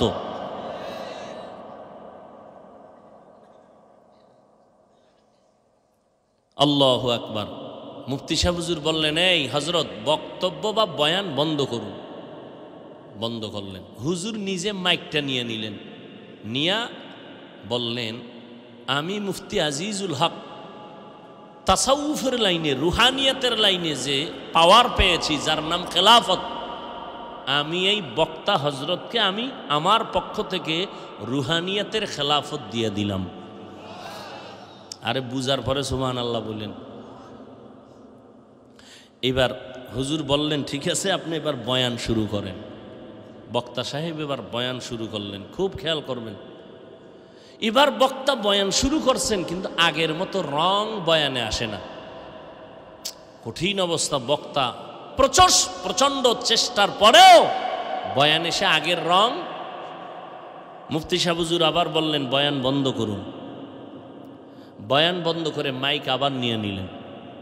মাইক নিয়ে বললেন, আমি মুফতি আজিজুল হক যে খেলাফত রুহানিয়াতের পাওয়ার তাকে দিয়েছিলাম, তা উড্ড করে নিয়ে নিলাম, খেলাফত কেটে দিলাম।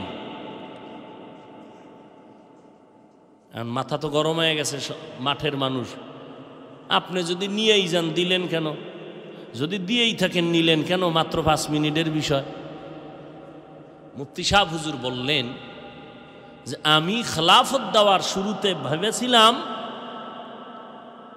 যেই হালাত ময়দানে দেখেছি তার কলবের রুহানিয়াতের আকর্ষণ, কিন্তু খেলাফতের পরে আমি দেখলাম এটা তার নিজস্ব কোনো রুহানিয়াতের আকর্ষণ না।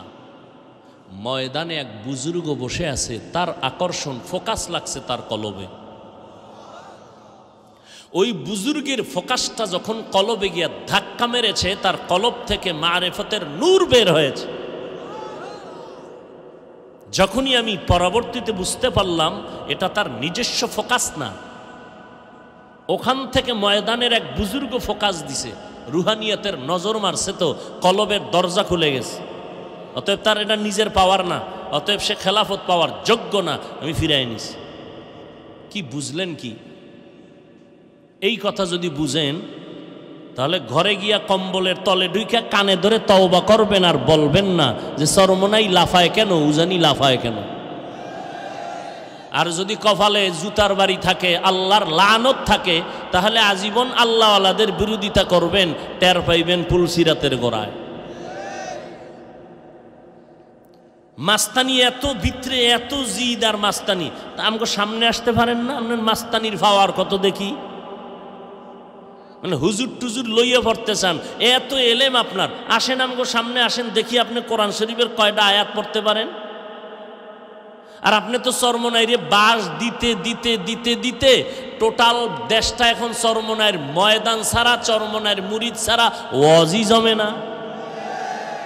আপনি বাস তো নিজে দিলেন না, নিজে খাইলেন। তাবলিগওয়ালাদের বাস দিতে দিতে কদ্দুর উপরে উঠছেন।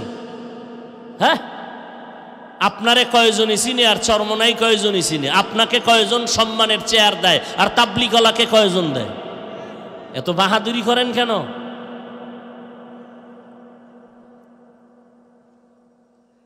ওয়াজে বসছে, একজনে কাঁদতেছে, এক কপাল পরা, কয় কাঁদে কেন? আমি প্রশ্ন করি, ও নিমক হারাম, তুমি কোরআনের বয়ানে বসছো, তোমার চোখে পানি নাই কেন? প্রশ্ন তো আমি করব, তুমি করো কেন? প্রশ্ন তো আমি করব।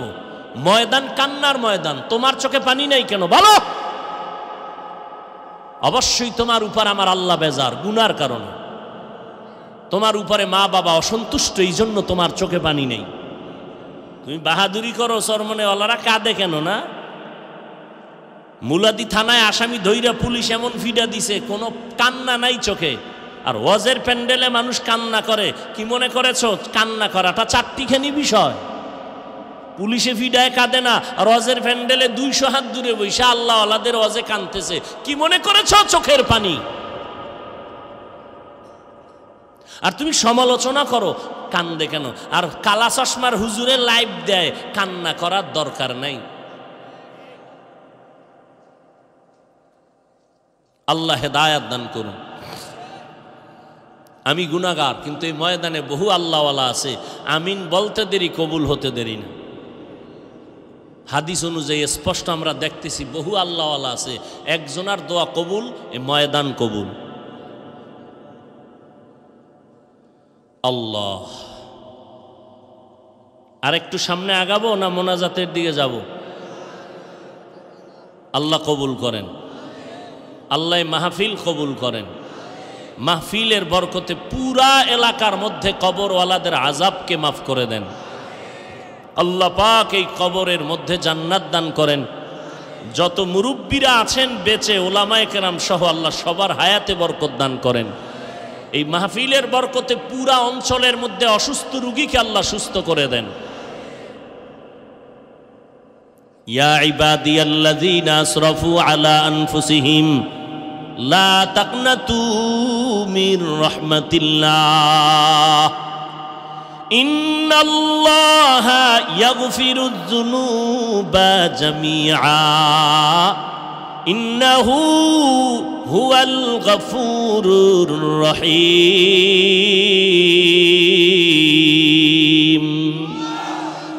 আপনারা যদি দোয়া করেন, নাজিরপুরের ময়দানে প্রতি বছর বাংলাদেশের যত বড় আলেম হোক, এমনকি বাহির দেওবন্দের আলেম হোক, ইনশাআল্লাহ আপনারা দোয়া করলে আমরা আনবো, প্রতি বছর চেষ্টা করব। আজকে কি বার? শনিবার। পরশুদিন রাতের বেলা ঢাকাতে চরমনাইয়ের হজরতদের সাথে বসে বলছি, হুজুর শ্বশুর বাড়ি যাইতেছি, আপনাদেরও যেতে হবে। বলে জানাইও তারিখ যাব।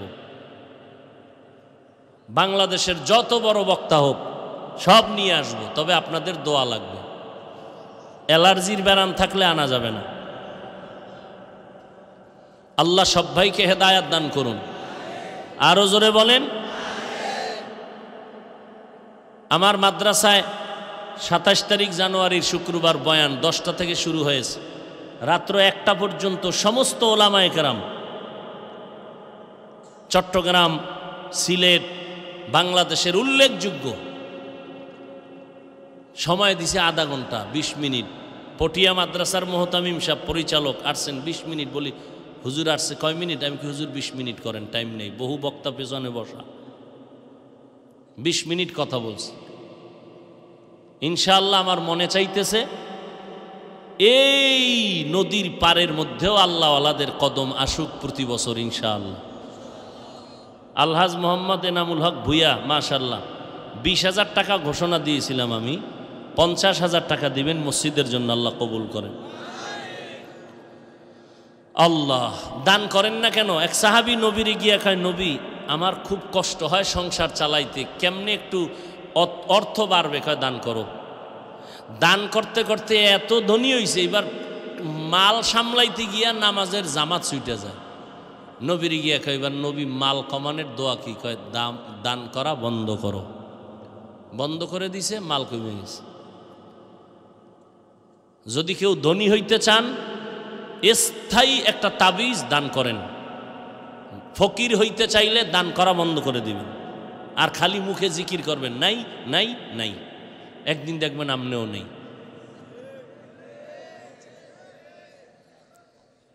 মানুষ এত নষ্ট, হসপিটালে গেলে জমিন বিক্রি কইরা ডাক্তার দেখায় আসেন, লাখ লাখ টাকা কুয়াইব।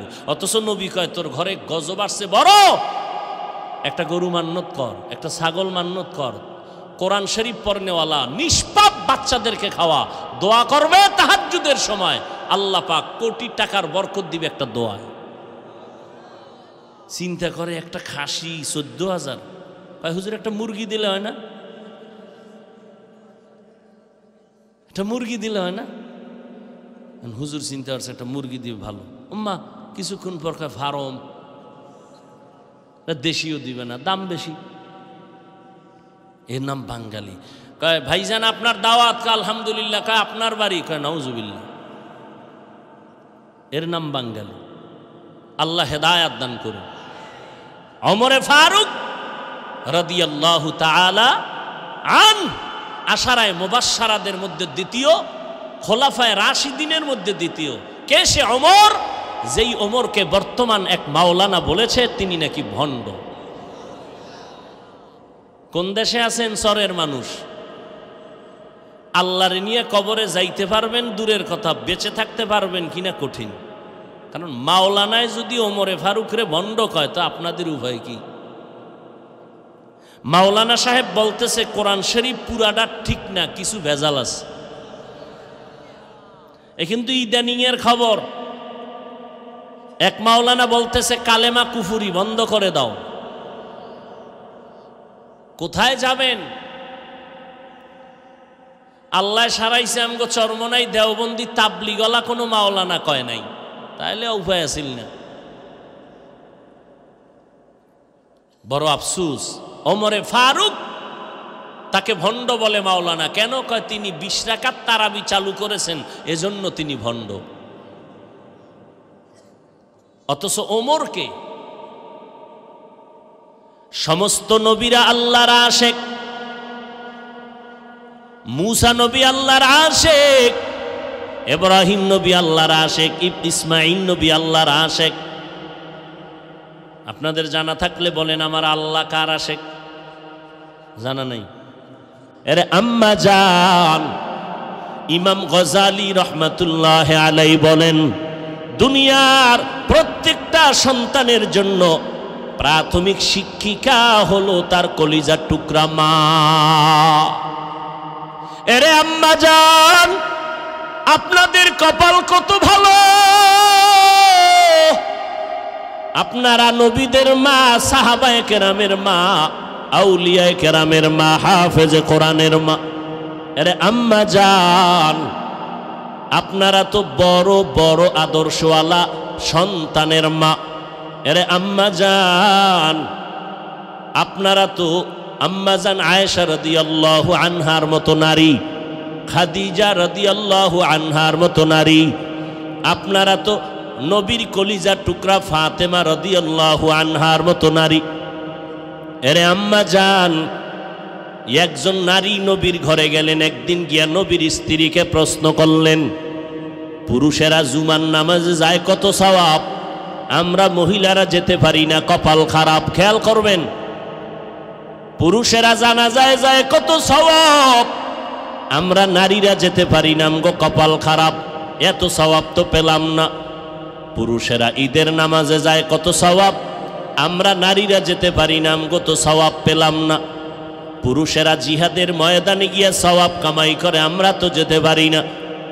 এই প্রশ্নগুলো একজন এলাকার নারী নবীর স্ত্রীকে করা মাত্র মদিনার নবীর স্ত্রী পয়গম্বরের দরবারে গেলেন। পয়গম্বরের দরবারে যাইয়া নবীকে যখন এই কথাগুলো শুনায়া দিলেন, মদিনার নবী ডাক দিয়া কয়, ও বিবি, ওই মহিলা সহ সারা দুনিয়ার মহিলাদের এই বিধানটা জানায়া দাও। এই নারীরা ভালো করে শুনো, পুরুষেরা জিহাদের ময়দানে গিয়া সওয়াব পায়, জুমায় গিয়া যত সওয়াব পায়, ও নারীরা পুরুষেরা ঈদের নামাজে গিয়া যত সওয়াব পাবে, আম্মা জান আল্লাহ আপনাদের মর্যাদা বাড়ায় দিয়েছেন, মদিনার নবী মর্যাদা বাড়ায় দিয়েছেন। আমার নবীর মাত্র 25 বছর যৌবন, ওই সময় বিবাহ করেছেন 40 বছরের বিধবা নারী খাদিজাকে আমার নবী বিবাহের বন্ধনে আবদ্ধ করলেন।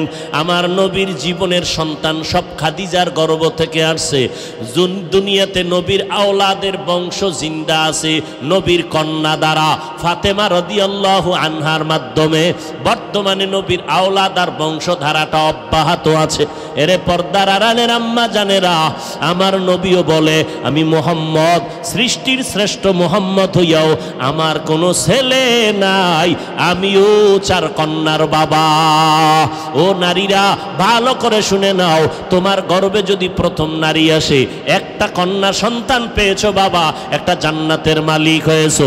2টা কন্যা সন্তানের বাবা হয়েছো, 2টা জান্নাতের মালিক হয়ে গেছো। 3টা কন্যা সন্তান পেয়েছো, 3টা জান্নাতের মালিক হয়ে গেছো। মদিনার নবী বলেন, বিবি সাহেব জানায় দেন সমস্ত নারীদের, পুরুষেরা জুমার নামাজে গিয়া সওয়াব পায়।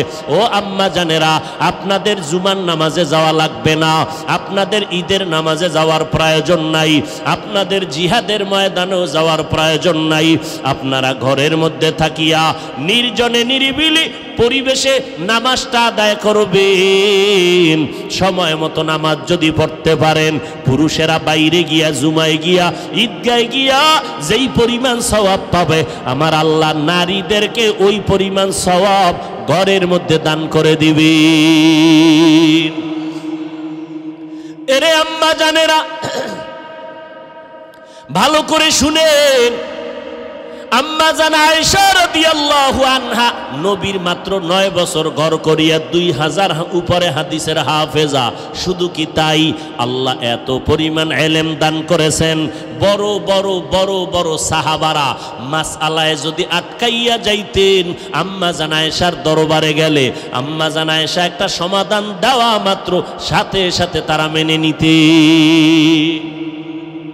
নবীজির ইন্তেকাল হইছে সোমবার দিন দুপুরের টাইমে, দুপুরের আগে আগে। রসুলের দাফন হইছে বুধবার দিন তাহাজ্জুদের টাইমে। অথচ রসুলের হাদিস কি, কোনো মানুষ যদি মরে যায়, যত তাড়াতাড়ি পারো জানাজা পড়াইয়া দাফন করো, মাইয়েতের উপরে রাখবা না, কষ্ট পায়। যেই কথা রসুল বললেন, রসুলের দাফনে 3 দিন দেরি হলে কেন? সোমবার দুপুরে রসুলের ইন্তেকাল, বুধবার রাত যাইয়া তাহাজ্জুদের টাইমে দাফন। বড় বড় 2টা কারণে রসুলের দাফনে সমস্যা ছিল। ওই 2টার সমাধান একটা দিছেন আবু বকর সিদ্দিক, আম্মা জান আয়েশা রাদিয়াল্লাহু আনহার বাবা। আর এক কঠিন সমস্যার সমাধান দিয়েছেন আম্মা জান আয়েশা রাদিয়াল্লাহু আনহা। এরপরে দাফনের ব্যবস্থা হয়েছে। ওই সমস্যা কি ছিল, এগুলো বলতে গেলে আরো 2 ঘন্টা সময় অন্যদিকে চলে যাব। ভাইরা আমার, এরে আম্মা জানেরা, ওই আল্লাহর বান্দা ওমরে ফারুকের সামনে দাঁড়ায় কান্না করে, পয়গম্বর আমার ঘরে একজন বিবি আর আমি স্বামী, আর কেউ নাই। আল্লাহর কুদরত, আল্লাহর কাছে কান্না করেছি, আল্লাহ আমার স্ত্রীর গর্ভে একটা নেককার সন্তান দাও। আমি কান্না করে করে আল্লাহর কাছে নামাজে দোয়া করেছি, আল্লাহ আমার স্ত্রীর গর্ভে একটা নেককার সন্তান দান করেছেন। আমার স্ত্রীও নেককারিনী, নামাজ বন্ধ নাই, বেপরদার একটা সেকেন্ডও কোথাও যায় না, ঘরের মধ্যে থেকে থেকে দোয়া করে। এরে নবীর উম্মতের দল, স্বামীর জন্য দোয়া করা নারী বড় ভাগ্যবতী নারী। ওই ঘরটা হবে জান্নাতের বাগান। ও মিয়া, টাকা তো কোটি কোটি টাকা কামাই করিয়াও খাইতে পারে না, ঘুমাইতে পারে না। আর অনেক গরিব আছে শান্তিতে আরামে খায় আর ঘুমায়, কোনো পেরেশানি নাই। এক হাতে তালি বাজে না, বিনা বাতাসে নদীর পানি যেমন নড়ে না। স্বামী আর স্ত্রীর মন যদি এক না হয়, ওই সংসারে জান্নাতের ফুল ফুটে না। আল্লাহর বান্দি দোয়া করে, স্ত্রীর গর্ভে বাচ্চা এসে গেছে, দুনিয়াতে আসার বাকি কয়েকদিন, কয়েক মাস মাত্র, অল্প কয়েকদিন। হঠাৎ করে আমার কানের মধ্যে আওয়াজ, জিহাদের ময়দানে যেতে হবে, তৈয়ার হয়ে যাও। বেঈমানেরা যেইভাবে মুমিনের পেছনে লেগেছে, ঘুমাইয়া থাকার সময় নাই, রেডি হইয়া যাও, যুদ্ধে যেতে হবে। মুমিন এবার চিন্তায় পড়ে গেছি। ওমরে ফারুক শুনতেছেন, এমন পেরেশান হয়ে গেলাম, আমার স্ত্রী একা, পাহারা দেওয়ার কেউ নাই, আবার আমার স্ত্রীর গর্ভে বাচ্চা। এই অসুস্থতা অবস্থায় কেমনে আমি জিহাদের ময়দানে যাব? এই ঘুমাইতেছেন নি আপনারা? কাম সারা কাজে পুরা নস করেন তো, আমরা একটু রেস্ট নিয়ে আপনি চালায় যান। আল্লাহ হেদায়াত দান করুন। যাব আর একটু সামনে যাব, আল্লাহ কবুল করেন। আর ওজরে বলেন হা। ওমরে ফারুক ঘটনা শুনতেছেন। ঘটনার বিবরণ দানকারী সাহাবী যায়েদ বিন আসলাম রাদিয়াল্লাহু আনহু। ওই লোকটা বলে, পয়গম্বর, আমি স্ত্রী গর্ভধারিণী, বাচ্চা অন্ত পেটের মধ্যে, আবার অসুস্থ, আবার ঘরে পাহারা দেওয়ার কেউ নাই, ওদিকে জিহাদের ডাক আসছে, এখন আমি কি করব? মনে মনে মোটামুটি রেডি হয়ে গেলাম, আমার স্ত্রীর হক আদায় করব, আমি যুদ্ধের ময়দানে যাব না, আমার স্ত্রীকে পাহারা দেওয়ার কেউ নাই। এইভাবে মোটামুটি একটু সিদ্ধান্ত নিব প্রায়। এমন এক সময় আমি বাড়ির মধ্যে গেলাম, আমার স্ত্রী আমার চিন্তিত মনটা দেখা আমাকে একটু জিজ্ঞাসা করলেন, স্বামী আমার এত পেরেশানি কেন হলেন? বলে, এই হালাত, যুদ্ধের ময়দানের ডাক এসে গেছে। স্ত্রী বলে, স্বামী আমার পেরেশান হবেন না, আল্লাহকে রাজি কইরা চললেই আল্লাহ আমাদের শান্তি দিবে। আর আপনাদের ম্যাডামদের খবর কি? আজান হয়ে গেছে, ঘরের মধ্যে কাজ আছে, নামাজের কথা পড়ে, আগে আমাকে মার্কেটে নাও, নামাজ পড়ে আগে আমার মনের আশাটা পূরণ করে দাও। শান্তি দেওয়ার মালিক আমার আল্লাহ। ওর মা, পর্দার আড়ালের আম্মা জানেরা, এই জন্যই তো পয়গম্বর বলেন, যেখানে বিয়া করবা, বিবাহের আগে দেখবা ওই ঘরের মা নামাজিনী, কোরআন পড়নেওয়ালানি, যার কলিজার মধ্যে কোরআন আছে, ওই ঘরটাই হবে জান্নাতের বাগান।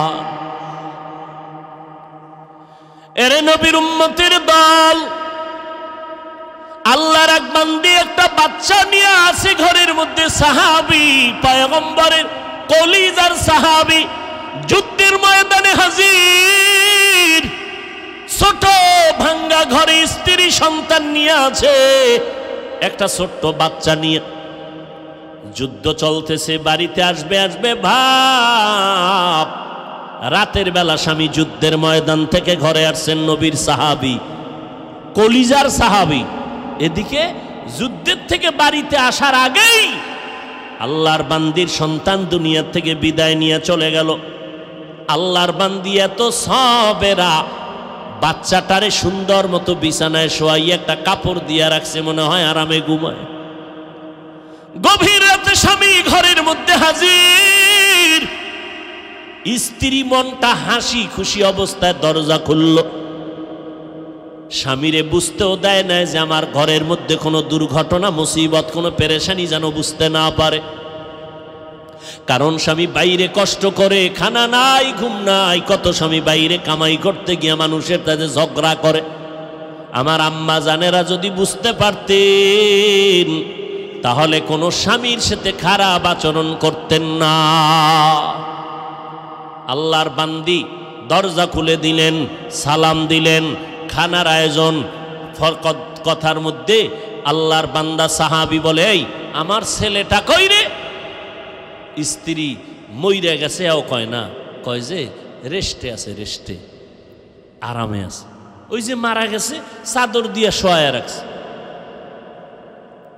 স্বামী বুঝে ঘুমাইতেছে, তো ঘুমাক, ঘুম থেকে উঠবে সকালে, তখন সন্তানের সাথে কথা বলবো।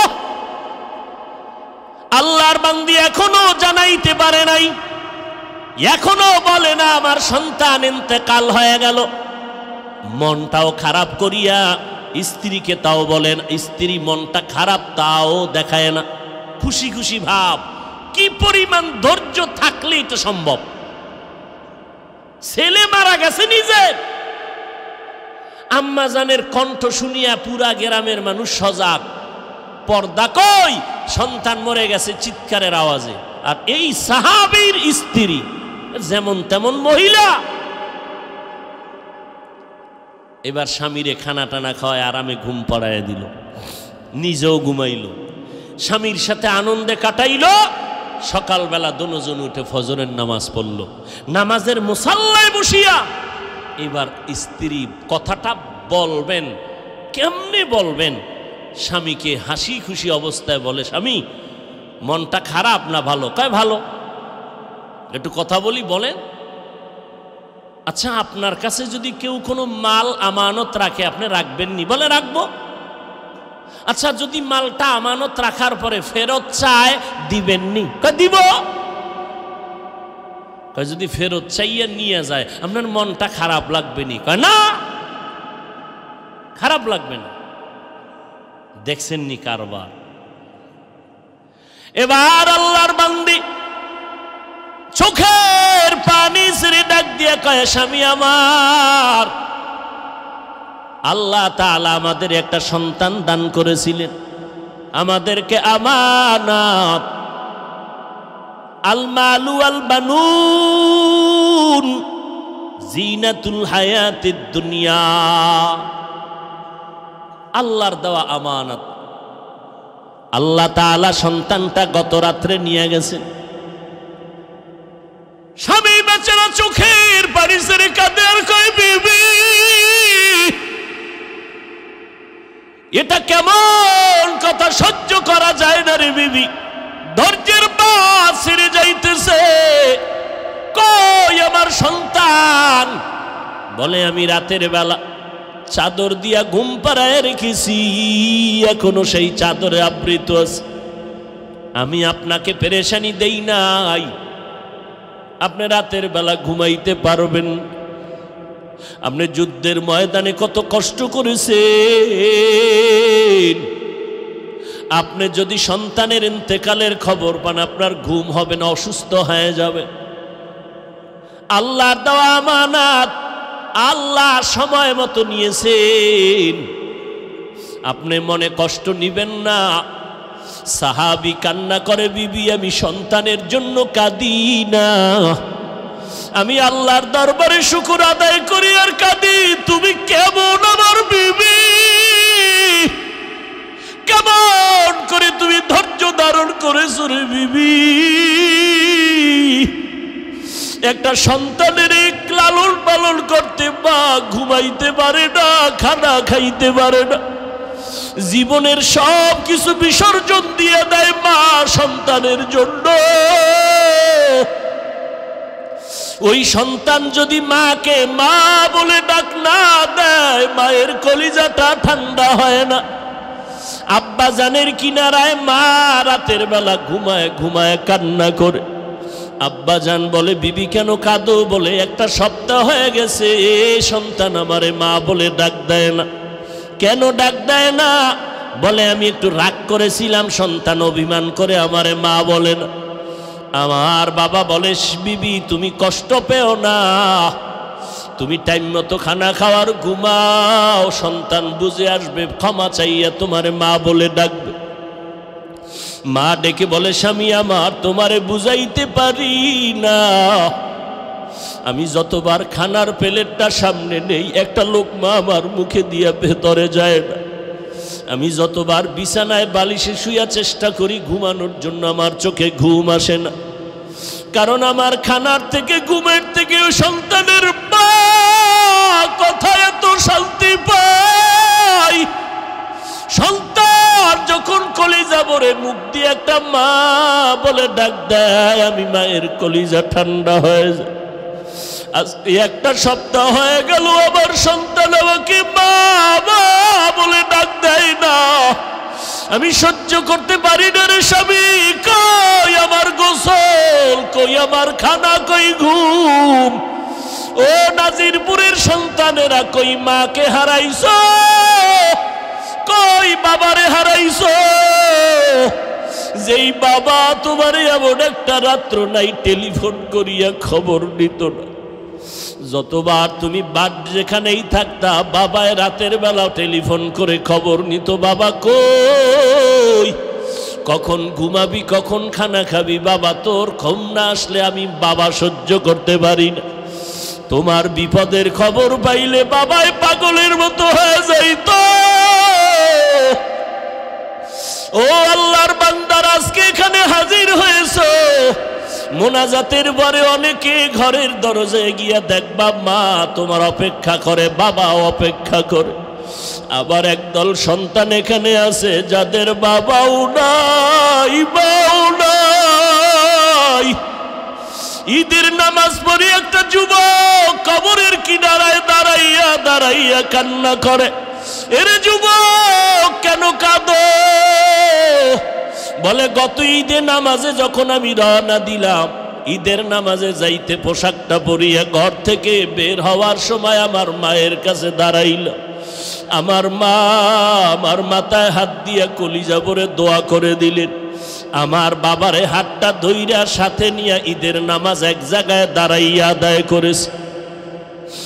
আজ যখন আমি ঈদের নামাজের জন্য ঘর থেকে বের হইতেছিলাম, আমি হঠাৎ করিয়া মায়ের দোয়ার কথা মনে পড়ে মায়ের বিছানার দিকে নজর পড়ে গেল। তাকায় দেখি বিছানা খালি, আমার মা বিছানায় নাই।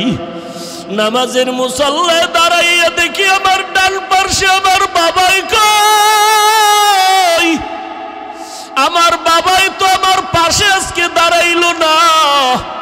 কই আমি আজ এতিমের মতো হয়ে গেলাম। কে আমার একটু মাথায় হাত দিয়ে দোয়া দিবে রে যুবক? ও যুবকেরা, ওই মা বাবার দোয়া ছাড়া তুমি পরীক্ষায় ভালো নাম্বার পাও নাই। ওই মা বাবার চোখের পানি আর দোয়া ছাড়া আমি হাফিজুর রহমান চেয়ারে বসতে পারি নাই। ওই মা বাবার চোখের পানি আর দোয়া ছাড়া তুমি মাওলানা মুফতি হইতে পারো না রে যুবক। ওই মা বাবার দোয়া ছাড়া তুমি টাকার মালিক, বাড়ি গাড়ির মালিক, সম্মানের চেয়ারের মালিক হতে পারো নাই। ওই মায়ের কথা মনে যদি থাকে যুবক, ওই মায়ের কথা বলিয়া কে কাঁদাইছো? পায়ে হাত রেখে বলি, যা যদি মা বেঁচে থাকে পাও ধরিয়া ক্ষমা নাও। কারণ মায়ের চোখের পানি ছাড়া তুমি আজকে টাকার মালিক হতে পারো নাই। ওই মাকে ধমক দিয়া কত চোখের পানি ফালাইছো রে সন্তান। ওই মা তোরে যদি দোয়া না করে তোর জন্য জাহান্নাম হারাম হয়ে যাবে। ওই বাবারে ভুলিয়া কেমনে আরামে ঘুমাও? ওই মাকে ভুলিয়া কেমনে আরামে ঘুমাও? ও যুবক, এত নিষ্ঠুর কেন হইলি? চোখেও কি একটু পানি আসবে না রে বাবা? ওই মাকে হারাইয়া বাবারে হারায়া কেমনে ঘুমাও? এক ফোঁটা চোখের পানি ছেড়ে দিয়া দোয়া কর। ওই বাবাই কবরের থেকে দোয়ার অপেক্ষায় তাকাইয়াছে। ওই বাবার চেহারাটাও কি মনে পড়ে না রে সন্তান? ওই মায়ের চেহারাটাও কি মনে পড়ে না রে সন্তান? এত নিষ্ঠুর কেন হইলি রে বাবা? ওই মা বাবার চেহারাও কি মনে পড়ে না? অন্তরে কি একটু মায়া আসবে না রে বাবা? আল্লাহর নবী সাহাবী ওমরের সামনে দাঁড়ায় বান্দা কান্না করে আর বলেন, খলিফাতুল মুসলিমিন, আমি যুদ্ধের ময়দানে যাব না। আমার স্ত্রী আমাকে সান্ত্বনা দিয়া বলে, স্বামী তুমি যুদ্ধের ময়দানে যাও, আল্লাহ তাআলা আমাকে হেফাজত করবে। হেফাজতের মালিক আমার আল্লাহ, আর কেউ হেফাজত করতে পারবে না। ও পর্দার আড়ালের আম্মা জান, দুনিয়ার থেকে একদিন চলিয়া যাবেন, 5টা সাদা কাফনের প্যাকেট হয়ে যাবে। দুনিয়ার কোনো মহিলারাও 2 দিন কথা বলবে আর খবর নিবে না। কিন্তু পায়ে হাত রেখে বলে যাই, রে মা, ভালো কোরআনওয়ালা একটা সন্তান যদি দুনিয়াতে রেখে যাও রে মা, ওই সন্তানকে দেখে দেখে দুনিয়াওয়ালারা দোয়া করবে। ও যুবক, স্কুলে পড়ো, কলেজে পড়ো, আলহামদুলিল্লাহ, বাধা নাই, তবে মা বাবার দোয়া নাও, ওই মায়ের আদর্শ নিয়ে চলো। এরে আম্মা জান, এই দুনিয়াতে ভালো ভালো সন্তান হওয়ার পেছনে মায়ের অবদান, মায়ের আদর্শ। এরে আম্মা জানেরা, ও আব্বা জানেরা, কলিজা ভরিয়া দোয়া করিয়া সন্তানকে ডাক্তার বানাবেন, তবে বেয়াদব বানাবেন না। সন্তানটাকে ইঞ্জিনিয়ার বানাবেন, তবে অনুরোধ বেয়াদব বানাবেন না। সন্তানটাকে আপনি একজন প্রফেসর বানাবেন, তবে অনুরোধ বেয়াদব বানাবেন না। আপনাদের আদর্শ দিয়া সন্তানকে মানুষ বানাইয়া যাবেন, আল্লাহর কোরআনটা সিনায় ঢুকাইয়া দিয়া যাবেন রে মা বাবারা।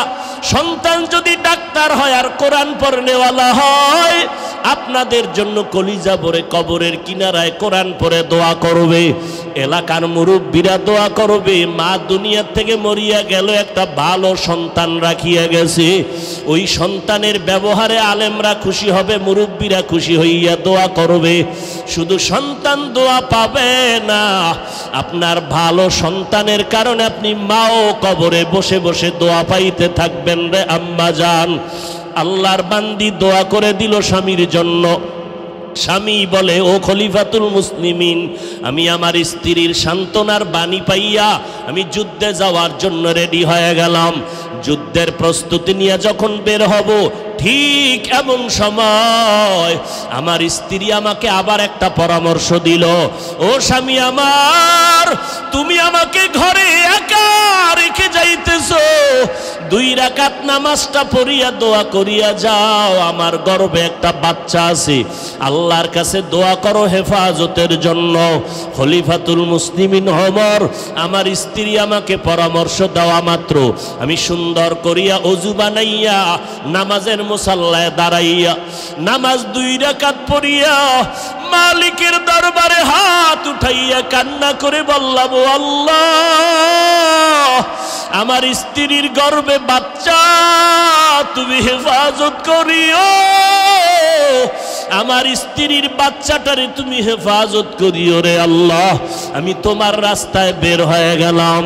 দোয়াটা করিয়া যখন বের হয়ে গেলাম, আমার স্ত্রী দরজা বন্ধ করে দিল।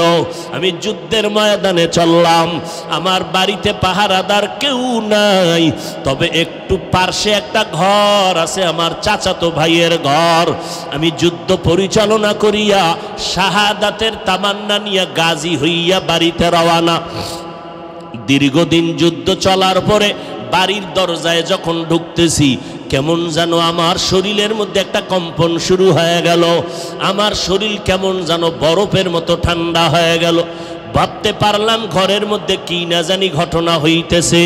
আমি আস্তে আস্তে কদম বাড়াইয়া ঘরের মধ্যে যখন ঢুকতে শুরু করলাম, বাড়ির আঙ্গিনা পাড়াইয়া ঘরের দরওয়াজায় গিয়া দাঁড়াইয়া দেখি আমার ঘরের দরওয়াজা বাহিরে তালা লাগানো। আমি বারবার সালাম দিলাম, ঘরওয়ালারা দরজা খুলো, আসসালামু আলাইকুম ইয়া আহলাল বাইত, ও ঘরওয়ালারা তোমাদের উপরে সালাম। কিন্তু ভেতর থেকে কোনো আওয়াজ নাই। এই আমি যখন চিৎকার দিলাম, কেউ কি ঘরে নাই, হঠাৎ করে দেখি আমার চাচতো ভাই ঘর থেকে বের হয়ে গেল। আমার চাচতো ভাই আসতে না আসতে দেখি চাচতো ভাইয়ের চোখের কোঠায় পানি দেখা যায়। আমার চাচতো ভাইকে বললাম, কই আমার বিবি কই, তুই কেন কাঁদো? আমার চাচতো ভাই বলে, ভাইজান, তোমার স্ত্রী তুমি যাওয়ার পর হঠাৎ করে অসুস্থ হয়ে মারা গেল। তাই নাকি? বলে, হ্যাঁ, আমরা সাথে সাথে দাফন কাফনের ব্যবস্থা করেছি। ঘরের মধ্যে তালা লাগায় দিলাম। এরপরে কি হালাত বলে, এরপরে আর কোনো আওয়াজ নাই। এবার আল্লাহর বান্দা বলে, খলিফাতুল মুসলিমিন আমি নিজেরে কন্ট্রোল করতে পারতেছি না। সন্ধ্যা ঘনিয়ে আসলো, আমি বললাম, এ ভাই চল আমার স্ত্রীর কবরটা কোথায় দেখব। আমি আমার চাচতো ভাইকে সাথে নিয়া কবর দেখার জন্য যখন আমি হাঁটতেছি, বাড়ির পেছনে বাঁশবাগান, যখন আমি কবরের দিকে রাতের অন্ধকারে ঢুকতেছি সন্ধ্যার পরে, হঠাৎ যত আগাই ততই দেখি আলো। বাগানের ভিতরে এত সুন্দর আলো জ্বলতেছে, কিসের বাতি? ভাইটাকে জিগাইলাম, কোনো বাতি লাগাইছো? কয় খোদার কসম কোনো বাতি লাগাই নেই। ও আল্লাহর বান্দারা ভালো করে শুনো, এমন সন্তানের মা বাবা হইয়া কি লাভ হবে? যেই মা বাবারে সন্তান সালাম দিবে না। এমন সন্তানের মা বাবা হইয়া কি লাভ হবে? যেই সন্তান মা বাবার খেদমত করবে না। এমন মা বাবার সন্তান দুনিয়াতে রেখে কি লাভ হবে রে মা ও বাবাজিরা? যেই সন্তান তোমার ইজ্জত নষ্ট করবে, মায়ের ইজ্জত নষ্ট করবে রে বাবা। এবার আল্লাহর বান্দা বলে, আমি যত কবরের দিকে আগাই দেখি কবরের উপরে আলো জ্বলতেছে। আলোটা দেখতেছি ডাইরেক্ট উপর দিকে গিয়া পুরা আসমানটা আলোকিত হয়ে গেল। আমি হঠাৎ কবরের কিনারায় গিয়া দাঁড়াইয়া দেখি কবরের ঠিক মধ্যখান থেকে একটা বাতি জ্বলতেছে, কিন্তু বাতিটার কোনো আকৃতিও খুঁজে পাই না, শুধু আলোই দেখতেছি। এবার চাচতো ভাইকে বললাম, এখানে আলো আসলো কোথা থেকে? বলে জানি না। যেদিন আমরা দাফন করিয়া গেলাম এর কয়েকদিন পর থেকেই দেখি কবর থেকে আলো জ্বলতেছে। এবার আমি চিন্তা করলাম আলোটা কেন জ্বলে, আমি কবরটার মাটি উঠাইয়া ভেতরে দেখব। আমার চাচতো ভাইটাকে বললাম, রে ভাই কবর খনন করার হাতিয়ার যন্ত্র নিয়ে আসো, আমি কবরটা খনন করে দেখব। আমার ভাইটা যখন ঘরের দিকে রওনা দিয়া চলে যাইতেছে, আমি এদিকে দাঁড়ায় আছি আর চোখের পানিগুলো পড়তেছে। তার আমার ভাই যন্ত্র আনতে না আনতে আমার ভাই ঘরের মধ্যে যাইয়া পৌঁছতেও পারে নাই। আমি নজর করে দেখি কবরটা মাঝখান দিয়া ফাঁকা হয়ে গেছে। আমি একটু নজর দিয়ে দেখি আমার স্ত্রীর বুকের উপরে ওই সন্তানটা খেলাধুলা করতেছে, আর ওই সন্তানের ফুটন্ত আলোটা উপরের দিকে যাইতেছে। আমি এবার সন্তানটাকে ধরার জন্য একটু চিন্তা করতেছি, হঠাৎ করে গাইবি আওয়াজ কে যেন আমাকে বলে, ভেতরে নাম। ওই সন্তানটারে কোলের মধ্যে জড়াইয়া তাড়াতাড়ি বের হয়ে যাও। আমি নিচে নামার পর ওই সন্তানটাকে কোলের মধ্যে জড়াইয়া উপরে উঠতেছি, আবার আওয়াজ কে যেন আমাকে গাইবি আওয়াজ দিয়া কয়, এই আল্লাহর বান্দা যুদ্ধের ময়দানে যাওয়ার সময় নামাজে দাঁড়াইয়া আল্লাহর কাছে দোয়া করেছিলি স্ত্রীর গর্ভের বাচ্চাটারে হেফাজত করো, সাথে সাথে আরশে আজিমে তোর দোয়া কবুল হয়ে গেছে। ওই সময়ে যদি বাচ্চাটার হেফাজতের দোয়ার সাথে সাথে বাচ্চার মা তোমার স্ত্রীর কথাও বলতা, আল্লাহ স্ত্রীটাকেও হেফাজত করতেন। খলিফাতুল মুসলিমিন আমার মাওলা পাকের কুদরতের থেকে এই বাচ্চাটা আমি পেয়েছি। জীবনে যদি কবরস্থানে যাইতাম না, ওই বাচ্চাটারে পাইতাম না। এরে পর্দার আড়ালের মা ও বৃদ্ধ বাবাজি, সন্তান তো ঘরে ঘরে অভাব নাই, তবে কয়জনার সন্তান আছে মা বাবারে দেখলে সালাম দেয়? কয়জন সন্তানের মা বাবা আছেন সন্তানের ব্যবহারে এলাকার মানুষ খুশি হইয়া দোয়া করে? ওই সন্তানের মা কি হইতে পারছেন যেই সন্তান কবরের কিনারায় দাঁড়ায় কোরআন পড়ে? এমন একটা সন্তানের মা বাবা কি হইতে পারলেন যেই সন্তান মা বাবার জন্য জীবনটা কোরবান করে দিতে চায়? এখনো যদি না পারে পারেন, আল্লাহর কাছে আপনাদেরও দায়ী আছে, দোয়া করা দরকার। চোখের পানি ছেড়ে আল্লাহকে বলেন, আল্লাহ এমন সন্তান দিও না যেই সন্তানের কারণে মা বাবার ইজ্জত নষ্ট হবে। ও আল্লাহ, আমার সন্তান ডাক্তার হবে আলহামদুলিল্লাহ, ইঞ্জিনিয়ার হবে আলহামদুলিল্লাহ, তবে আল্লাহ তোমারে যেন ভুলিয়া না যায়। ও আল্লাহ, তুমি আমারে এমন সন্তানের মা বাবা বানাও, আমার সন্তান যেন কবরের কিনারায় গিয়া দোয়া করে, আমার সন্তান যেন জানাজার ইমামতি করতে পারে, আমার সন্তানের লেখাপড়ার আদব দেখিয়া যেন শিক্ষকরা দোয়া করে, আমার সন্তানের আচরণে যেন এলাকার মুরব্বীরা দোয়া করে, আমার সন্তানের আচরণে যেন এলাকার আলেমরা দোয়া করে। এমন একটা সন্তানের জন্য যদি কান্না করে দোয়া করে রে মা, এখনো সময় আছে, চোখের পানি ছেড়ে আল্লাহর কাছে বলতে থাকো। আমার আল্লাহ বলে, বান্দা পেছনে অপরাধ করেছো, আজকে তুমি মা বাবার আদর্শ দুর্বল হওয়ার কারণে সন্তানের আদর্শ দুর্বল হতে চলছে। আল্লাহর কাছে চোখের পানি ছাড়িয়া দোয়া করতে থাকো, আল্লাহর কাছে চোখের পানি ছেড়ে তওবা করো। ও যুবকেরা, এখনো সময় আছে, তওবা করে নাও, মা বাবার দোয়া নিয়ে সামনে আগাও। তোমার মতো যুবক স্কুল কলেজে পড়িয়াও নামাজ ছাড়ে না, নদীর মধ্যে মাছ ধরে নামাজ ছাড়ে না, রাস্তায় গাড়ি চালায় নামাজ বাদ দেয় না। বলো বাবা, তুমি কেন নামাজ পড়তে পারবা না? আল্লাহর কাছে তওবা করে চোখের পানি ছেড়ে কান্না করো। গুনার কারণে তোমার চোখটা পানি মুক্ত, দিলটা পাথর, এ কারণে তোমার কান্না আসে না। কয়দিন আর বাহাদুরি করবি রে যুবক? চোখের সামনে দেখতে দেখতে কত যুবকের হারায় ফেললাম। এখনো সময় আছে, তওবা করে নাও। স্কুল কলেজে পড়ো, যাই করো, নামাজটা বাদ দিবা না রে বাবা। পেছনের গুনাহ করিয়া থাকলে এখনই তওবা করে নাও। মনে মনে আমার আল্লাহকে ডাকো, আল্লাহ তুমি আমাকে আদর্শ যুবক বানায় দাও, কোরআন পড়ার তৌফিক দান করো, নবীর সুন্নাত অনুযায়ী চলবো, মা বাবার দোয়া নিয়ে বেয়াদবি করব না, উলামায়ে কেরামের দোয়া নিয়ে চলবো, নবীর সুন্নতের আমল করব, আর নামাজ ছাড়বো না, বেপরদায় চলবো না, মা বাবার বিরোধিতা করব না, উলামায়ে কেরামের বিরুদ্ধাচরণ করব না, নবীর তরিকায় দাড়িটা লম্বা করব, মিথ্যা কথা বলবো না, গালি দিব না, গীবত শেখায়াত করব না। কোন দিন মরণ হবে জানা নাই, আল্লাহর দরবারে খাঁটি নিয়তে তওবা করো। মরিয়া গেল আর গুনাহ করবা না। হায়াতের মালিক আল্লাহ, ইজ্জতের মালিক আল্লাহ। ওই আল্লাহর মোহাব্বত নিয়া খাঁটি অন্তরে যদি তওবা করার নিয়ত হয়, ও পর্দার আড়ালের আম্মা জান বোনেরা, নিজের সতীত্বকে ধরিয়া আল্লাহর কাছে চরিত্র হেফাজতের দোয়া করো রে বোনেরা। স্কুলে পড়ো, তোমার মতো বোন এখনো কলেজে পড়ুয়া, নামাজ পড়নেওয়ালার অভাব নাই। ও পর্দার আড়ালের আম্মা জান, সন্তানের হক আদায় করিয়া নামাজি বানায়া যান। আপনি মরিয়া গেল, আপনার কবরে সওয়াব পৌঁছতে থাকবে। আজকে জীবনটা সুন্দর করার সময় আল্লাহর কাছে 2 ফোঁটা চোখের পানি ছেড়ে তওবা করেন, আর আল্লাহকে বলেন, আল্লাহ এই ময়দানে এই মাইকের আওয়াজ যত দূর যায়, আমরা যারা হাজির আছি, আমাদের মতো গুনাহগার কেউ নাই। গুনার কারণে চোখে পানি আসে না, দিলটা পাথরের মতো শক্ত। আল্লাহর কাছে কাঁদেন আর বলেন, আল্লাহ গুনাহমুক্ত কলিজা দাও, কলব দান করো, আর নামাজ ছাড়বো না, বেপরদায় চলবো না, মা বাবারে কষ্ট দিব না, নিজের চরিত্র আর নষ্ট করব না, উলামায়ে কেরামের পরামর্শ নিয়ে নেক আমল করব, জবানের দ্বারা গালি দিব না, গীবত করব না।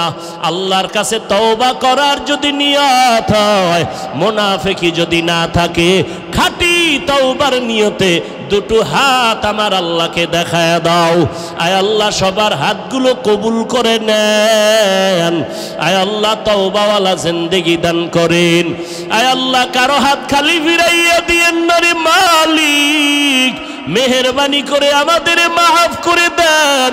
আয় আল্লাহ, মরণ পর্যন্ত সুন্নত অনুযায়ী চলার তৌফিক দান করেন।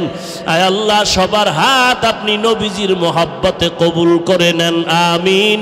আলহামদুলিল্লাহি রাব্বিল আলামিন, والصلاة والسلام على سيد الأنبياء والمرسلين وعلى آله وأصحابه أجمعين ইয়া আরহামার রাহিমিন,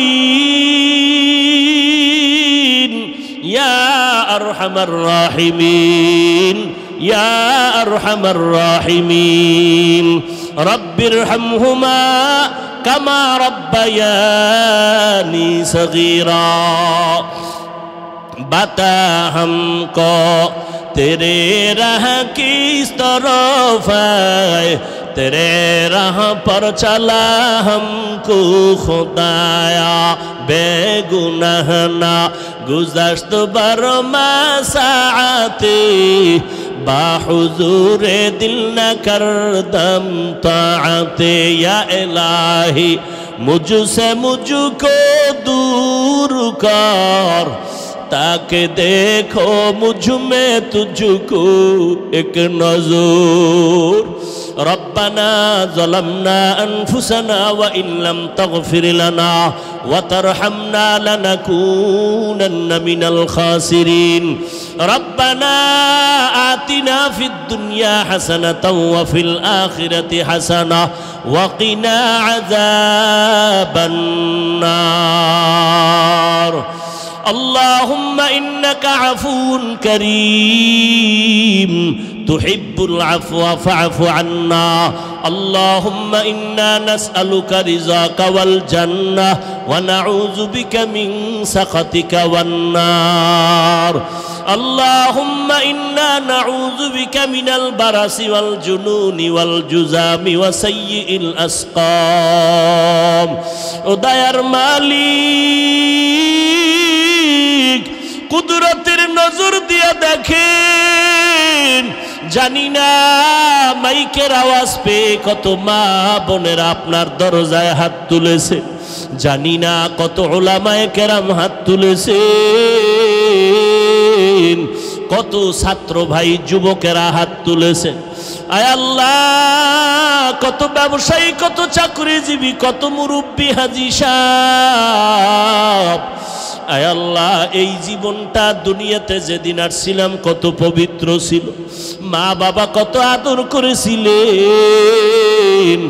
আজকে এই বয়সে গুনার কারণে, শয়তানের ধোকায় পড়ার কারণে জীবনটা নাপাক হয়ে গেল।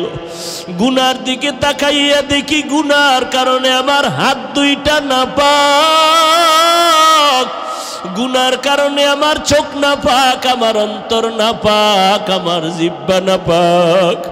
আয় আল্লাহ, এই ময়দানে আমার মতো গুনাহগার কেউ নাই। ও আল্লাহ, গভীর রাতে দুনিয়াওয়ালাদের বাড়ির দরজাগুলো বন্ধ, আপনার রহমতের দরজা তো বন্ধ নাই। কুদরতের নজর দিয়ে দেখেন, উলামায়ে কেরামরা হাত উঠাইয়া কি চায়, মুরব্বীরা, যুবকেরা, ছাত্র ভাইরা কেন হাত তুলিয়া কি চায় জানি না। পর্দার আড়ালের মা বোনেরা কেন হাত তুলেছেন। আয় আল্লাহ, আমরা সবাই জাহান্নামের থেকে ক্ষমা চাই, জীবনের গুনাহ থেকে মুক্ত জীবন চাই। আয় আল্লাহ, তওবার নিয়ত করেছি, আর গুনাহ করব না রে আল্লাহ। আয় আল্লাহ, আপনি যদি গুনার কারণে বেজার হইয়া আমাদের ফিরাইয়া দেন, আয় আল্লাহ, আর কোনো যাওয়ার মতো দরওয়াজা নাই রে আল্লাহ। আয় আল্লাহ, কত বড় বড় গুনাহগারেরও তো মাফ করেছেন। আমরা তো আপনার আদরের নবীর উম্মত। আয় আল্লাহ, নবীজির মোহাব্বতে আমাদেরকে কি আপনি মাফ করবেন না রে আল্লাহ। শয়তানের ধোকায় পড়ে কতবার তওবা করলাম আর ভাঙলাম। আজকে খাঁটি তওবার নিয়তে আপনার দরওয়াজায় হাত তুলেছি, আর গুনাহ করব না রে আল্লাহ, আর গুনাহ করব না রে মালিক। মেহেরবানি করে আমাদের জীবনটাকে গুনাহ মুক্ত করে দেন আল্লাহ। এ জীবনে না করিলাম বন্দেগি, গুনাহ করে কাটাইলাম জিন্দেগি। তওবা করে আবার তওবা ভাঙ্গিলাম অবশেষে খাঁটি তওবা করিলাম অবশেষে খাঁটি তওবা করিলাম। আয় আল্লাহ আমরা খাঁটি অন্তরে তওবা করলাম, আর গুনাহ করব না। ও দয়ার মালিক, গুনাহ নিয়ে কবরে যেতে চাই না রে আল্লাহ। দুনিয়ার গরম সহ্য করতে পারি না, মশার কামড় সহ্য করতে পারি না। গুনাহ নিয়ে কবরে গেলে মাটির চাপ, জাহান্নামের আগুন সহ্য করার শক্তি নাই রে আল্লাহ। মেহেরবানি করে আমাদের মাফ করে দেন আল্লাহ। মাহফিল কবুল করে নেন রে মালিক। এই আয়োজনকারীদের কবুল করে নেন, সহযোগিতাকারীদের কবুল করে নেন।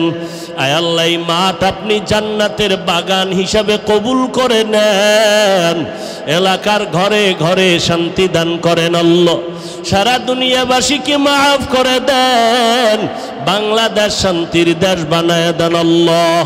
আয় আল্লাহ, প্রশাসনিকভাবে যারা কাজ করে দিনদার বানায় দেন। সরকার বাহাদুর থেকে সকল জনপ্রতিনিধিদেরকে দিনদার বানায় দেন। আয় আল্লাহ, পর্দার আড়ালের মা বোনদের আবেদা পর্দা নিশি বানায় দেন। আয় আল্লাহ, সন্তানগুলো নেককার বানায় দেন। ও দয়ার মালিক, প্রত্যেক মা বাবাকে নেককার সন্তানের মা বাবা বানায় দেন। ও আল্লাহ, সমস্ত মাদ্রাসা মসজিদগুলো কবুল করে নেন। আয় আল্লাহ, সমস্ত শিক্ষা প্রতিষ্ঠান নবীর আদর্শওয়ালা বানায় দেন। আয় আল্লাহ, সারা দুনিয়াতে শান্তি দান করেন। ঘরে ঘরে সুন্নতের আমল জারি করে দেন। 5 ওয়াক্ত নামাজি কোরআন পড়নেওয়ালা বানায় দেন। আমার কলিজার প্রত্যেকটা যুবকের দিনদার বানায় দেন। নবীজির সুন্নতের আমলওয়ালা জিন্দেগি দান করেন। নবীজির রওজা বাইতুল্লাহ জিয়ারতের তৌফিক দান করেন। আয় আল্লাহ, আমরা যারা হাত তুলেছি জানি না কার মা নাই, কার বাবাও নাই। অন্ধকার কবর থেকে দোয়ার অপেক্ষায় সন্তান, ওই মা বাবার জন্য কি একটু দোয়া করতে পারো না? ও আল্লাহ, গুনার কারণে দিলটা পাথর, চোখে পানি নাই, কান্নাওয়ালা চক্ষু দান করেন আল্লাহ। মেহেরবানি করে সবার কবর জান্নাতের বাগান বানায় দেন।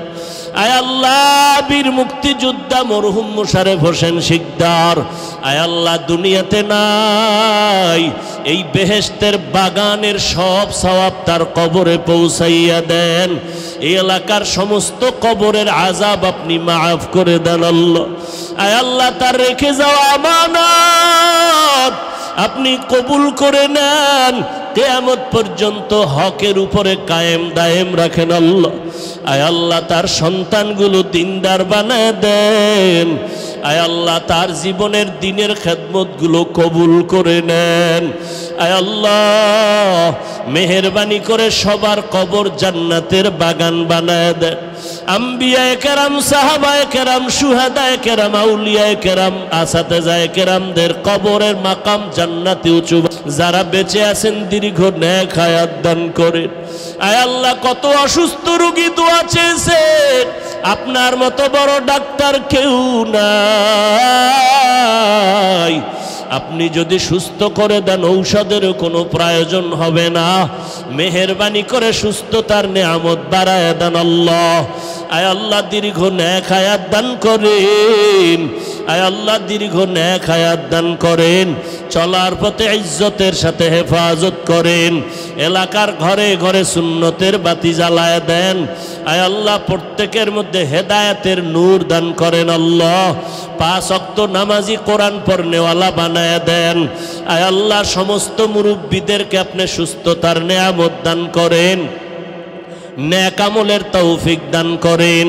আয় আল্লাহ নবীজির মুহাব্বতে আমাদের কবুল করে নেন, উলামায়ে আহলে হকের বিজয় দান করেন, বাতিলের মোকাবেলায় বিজয় দান করেন। আয় আল্লাহ সমস্ত মুসিবত থেকে হেফাজত করেন, দিলের ন্যাক আশা পূরণ করে দেন। আমাদের সন্তানগুলো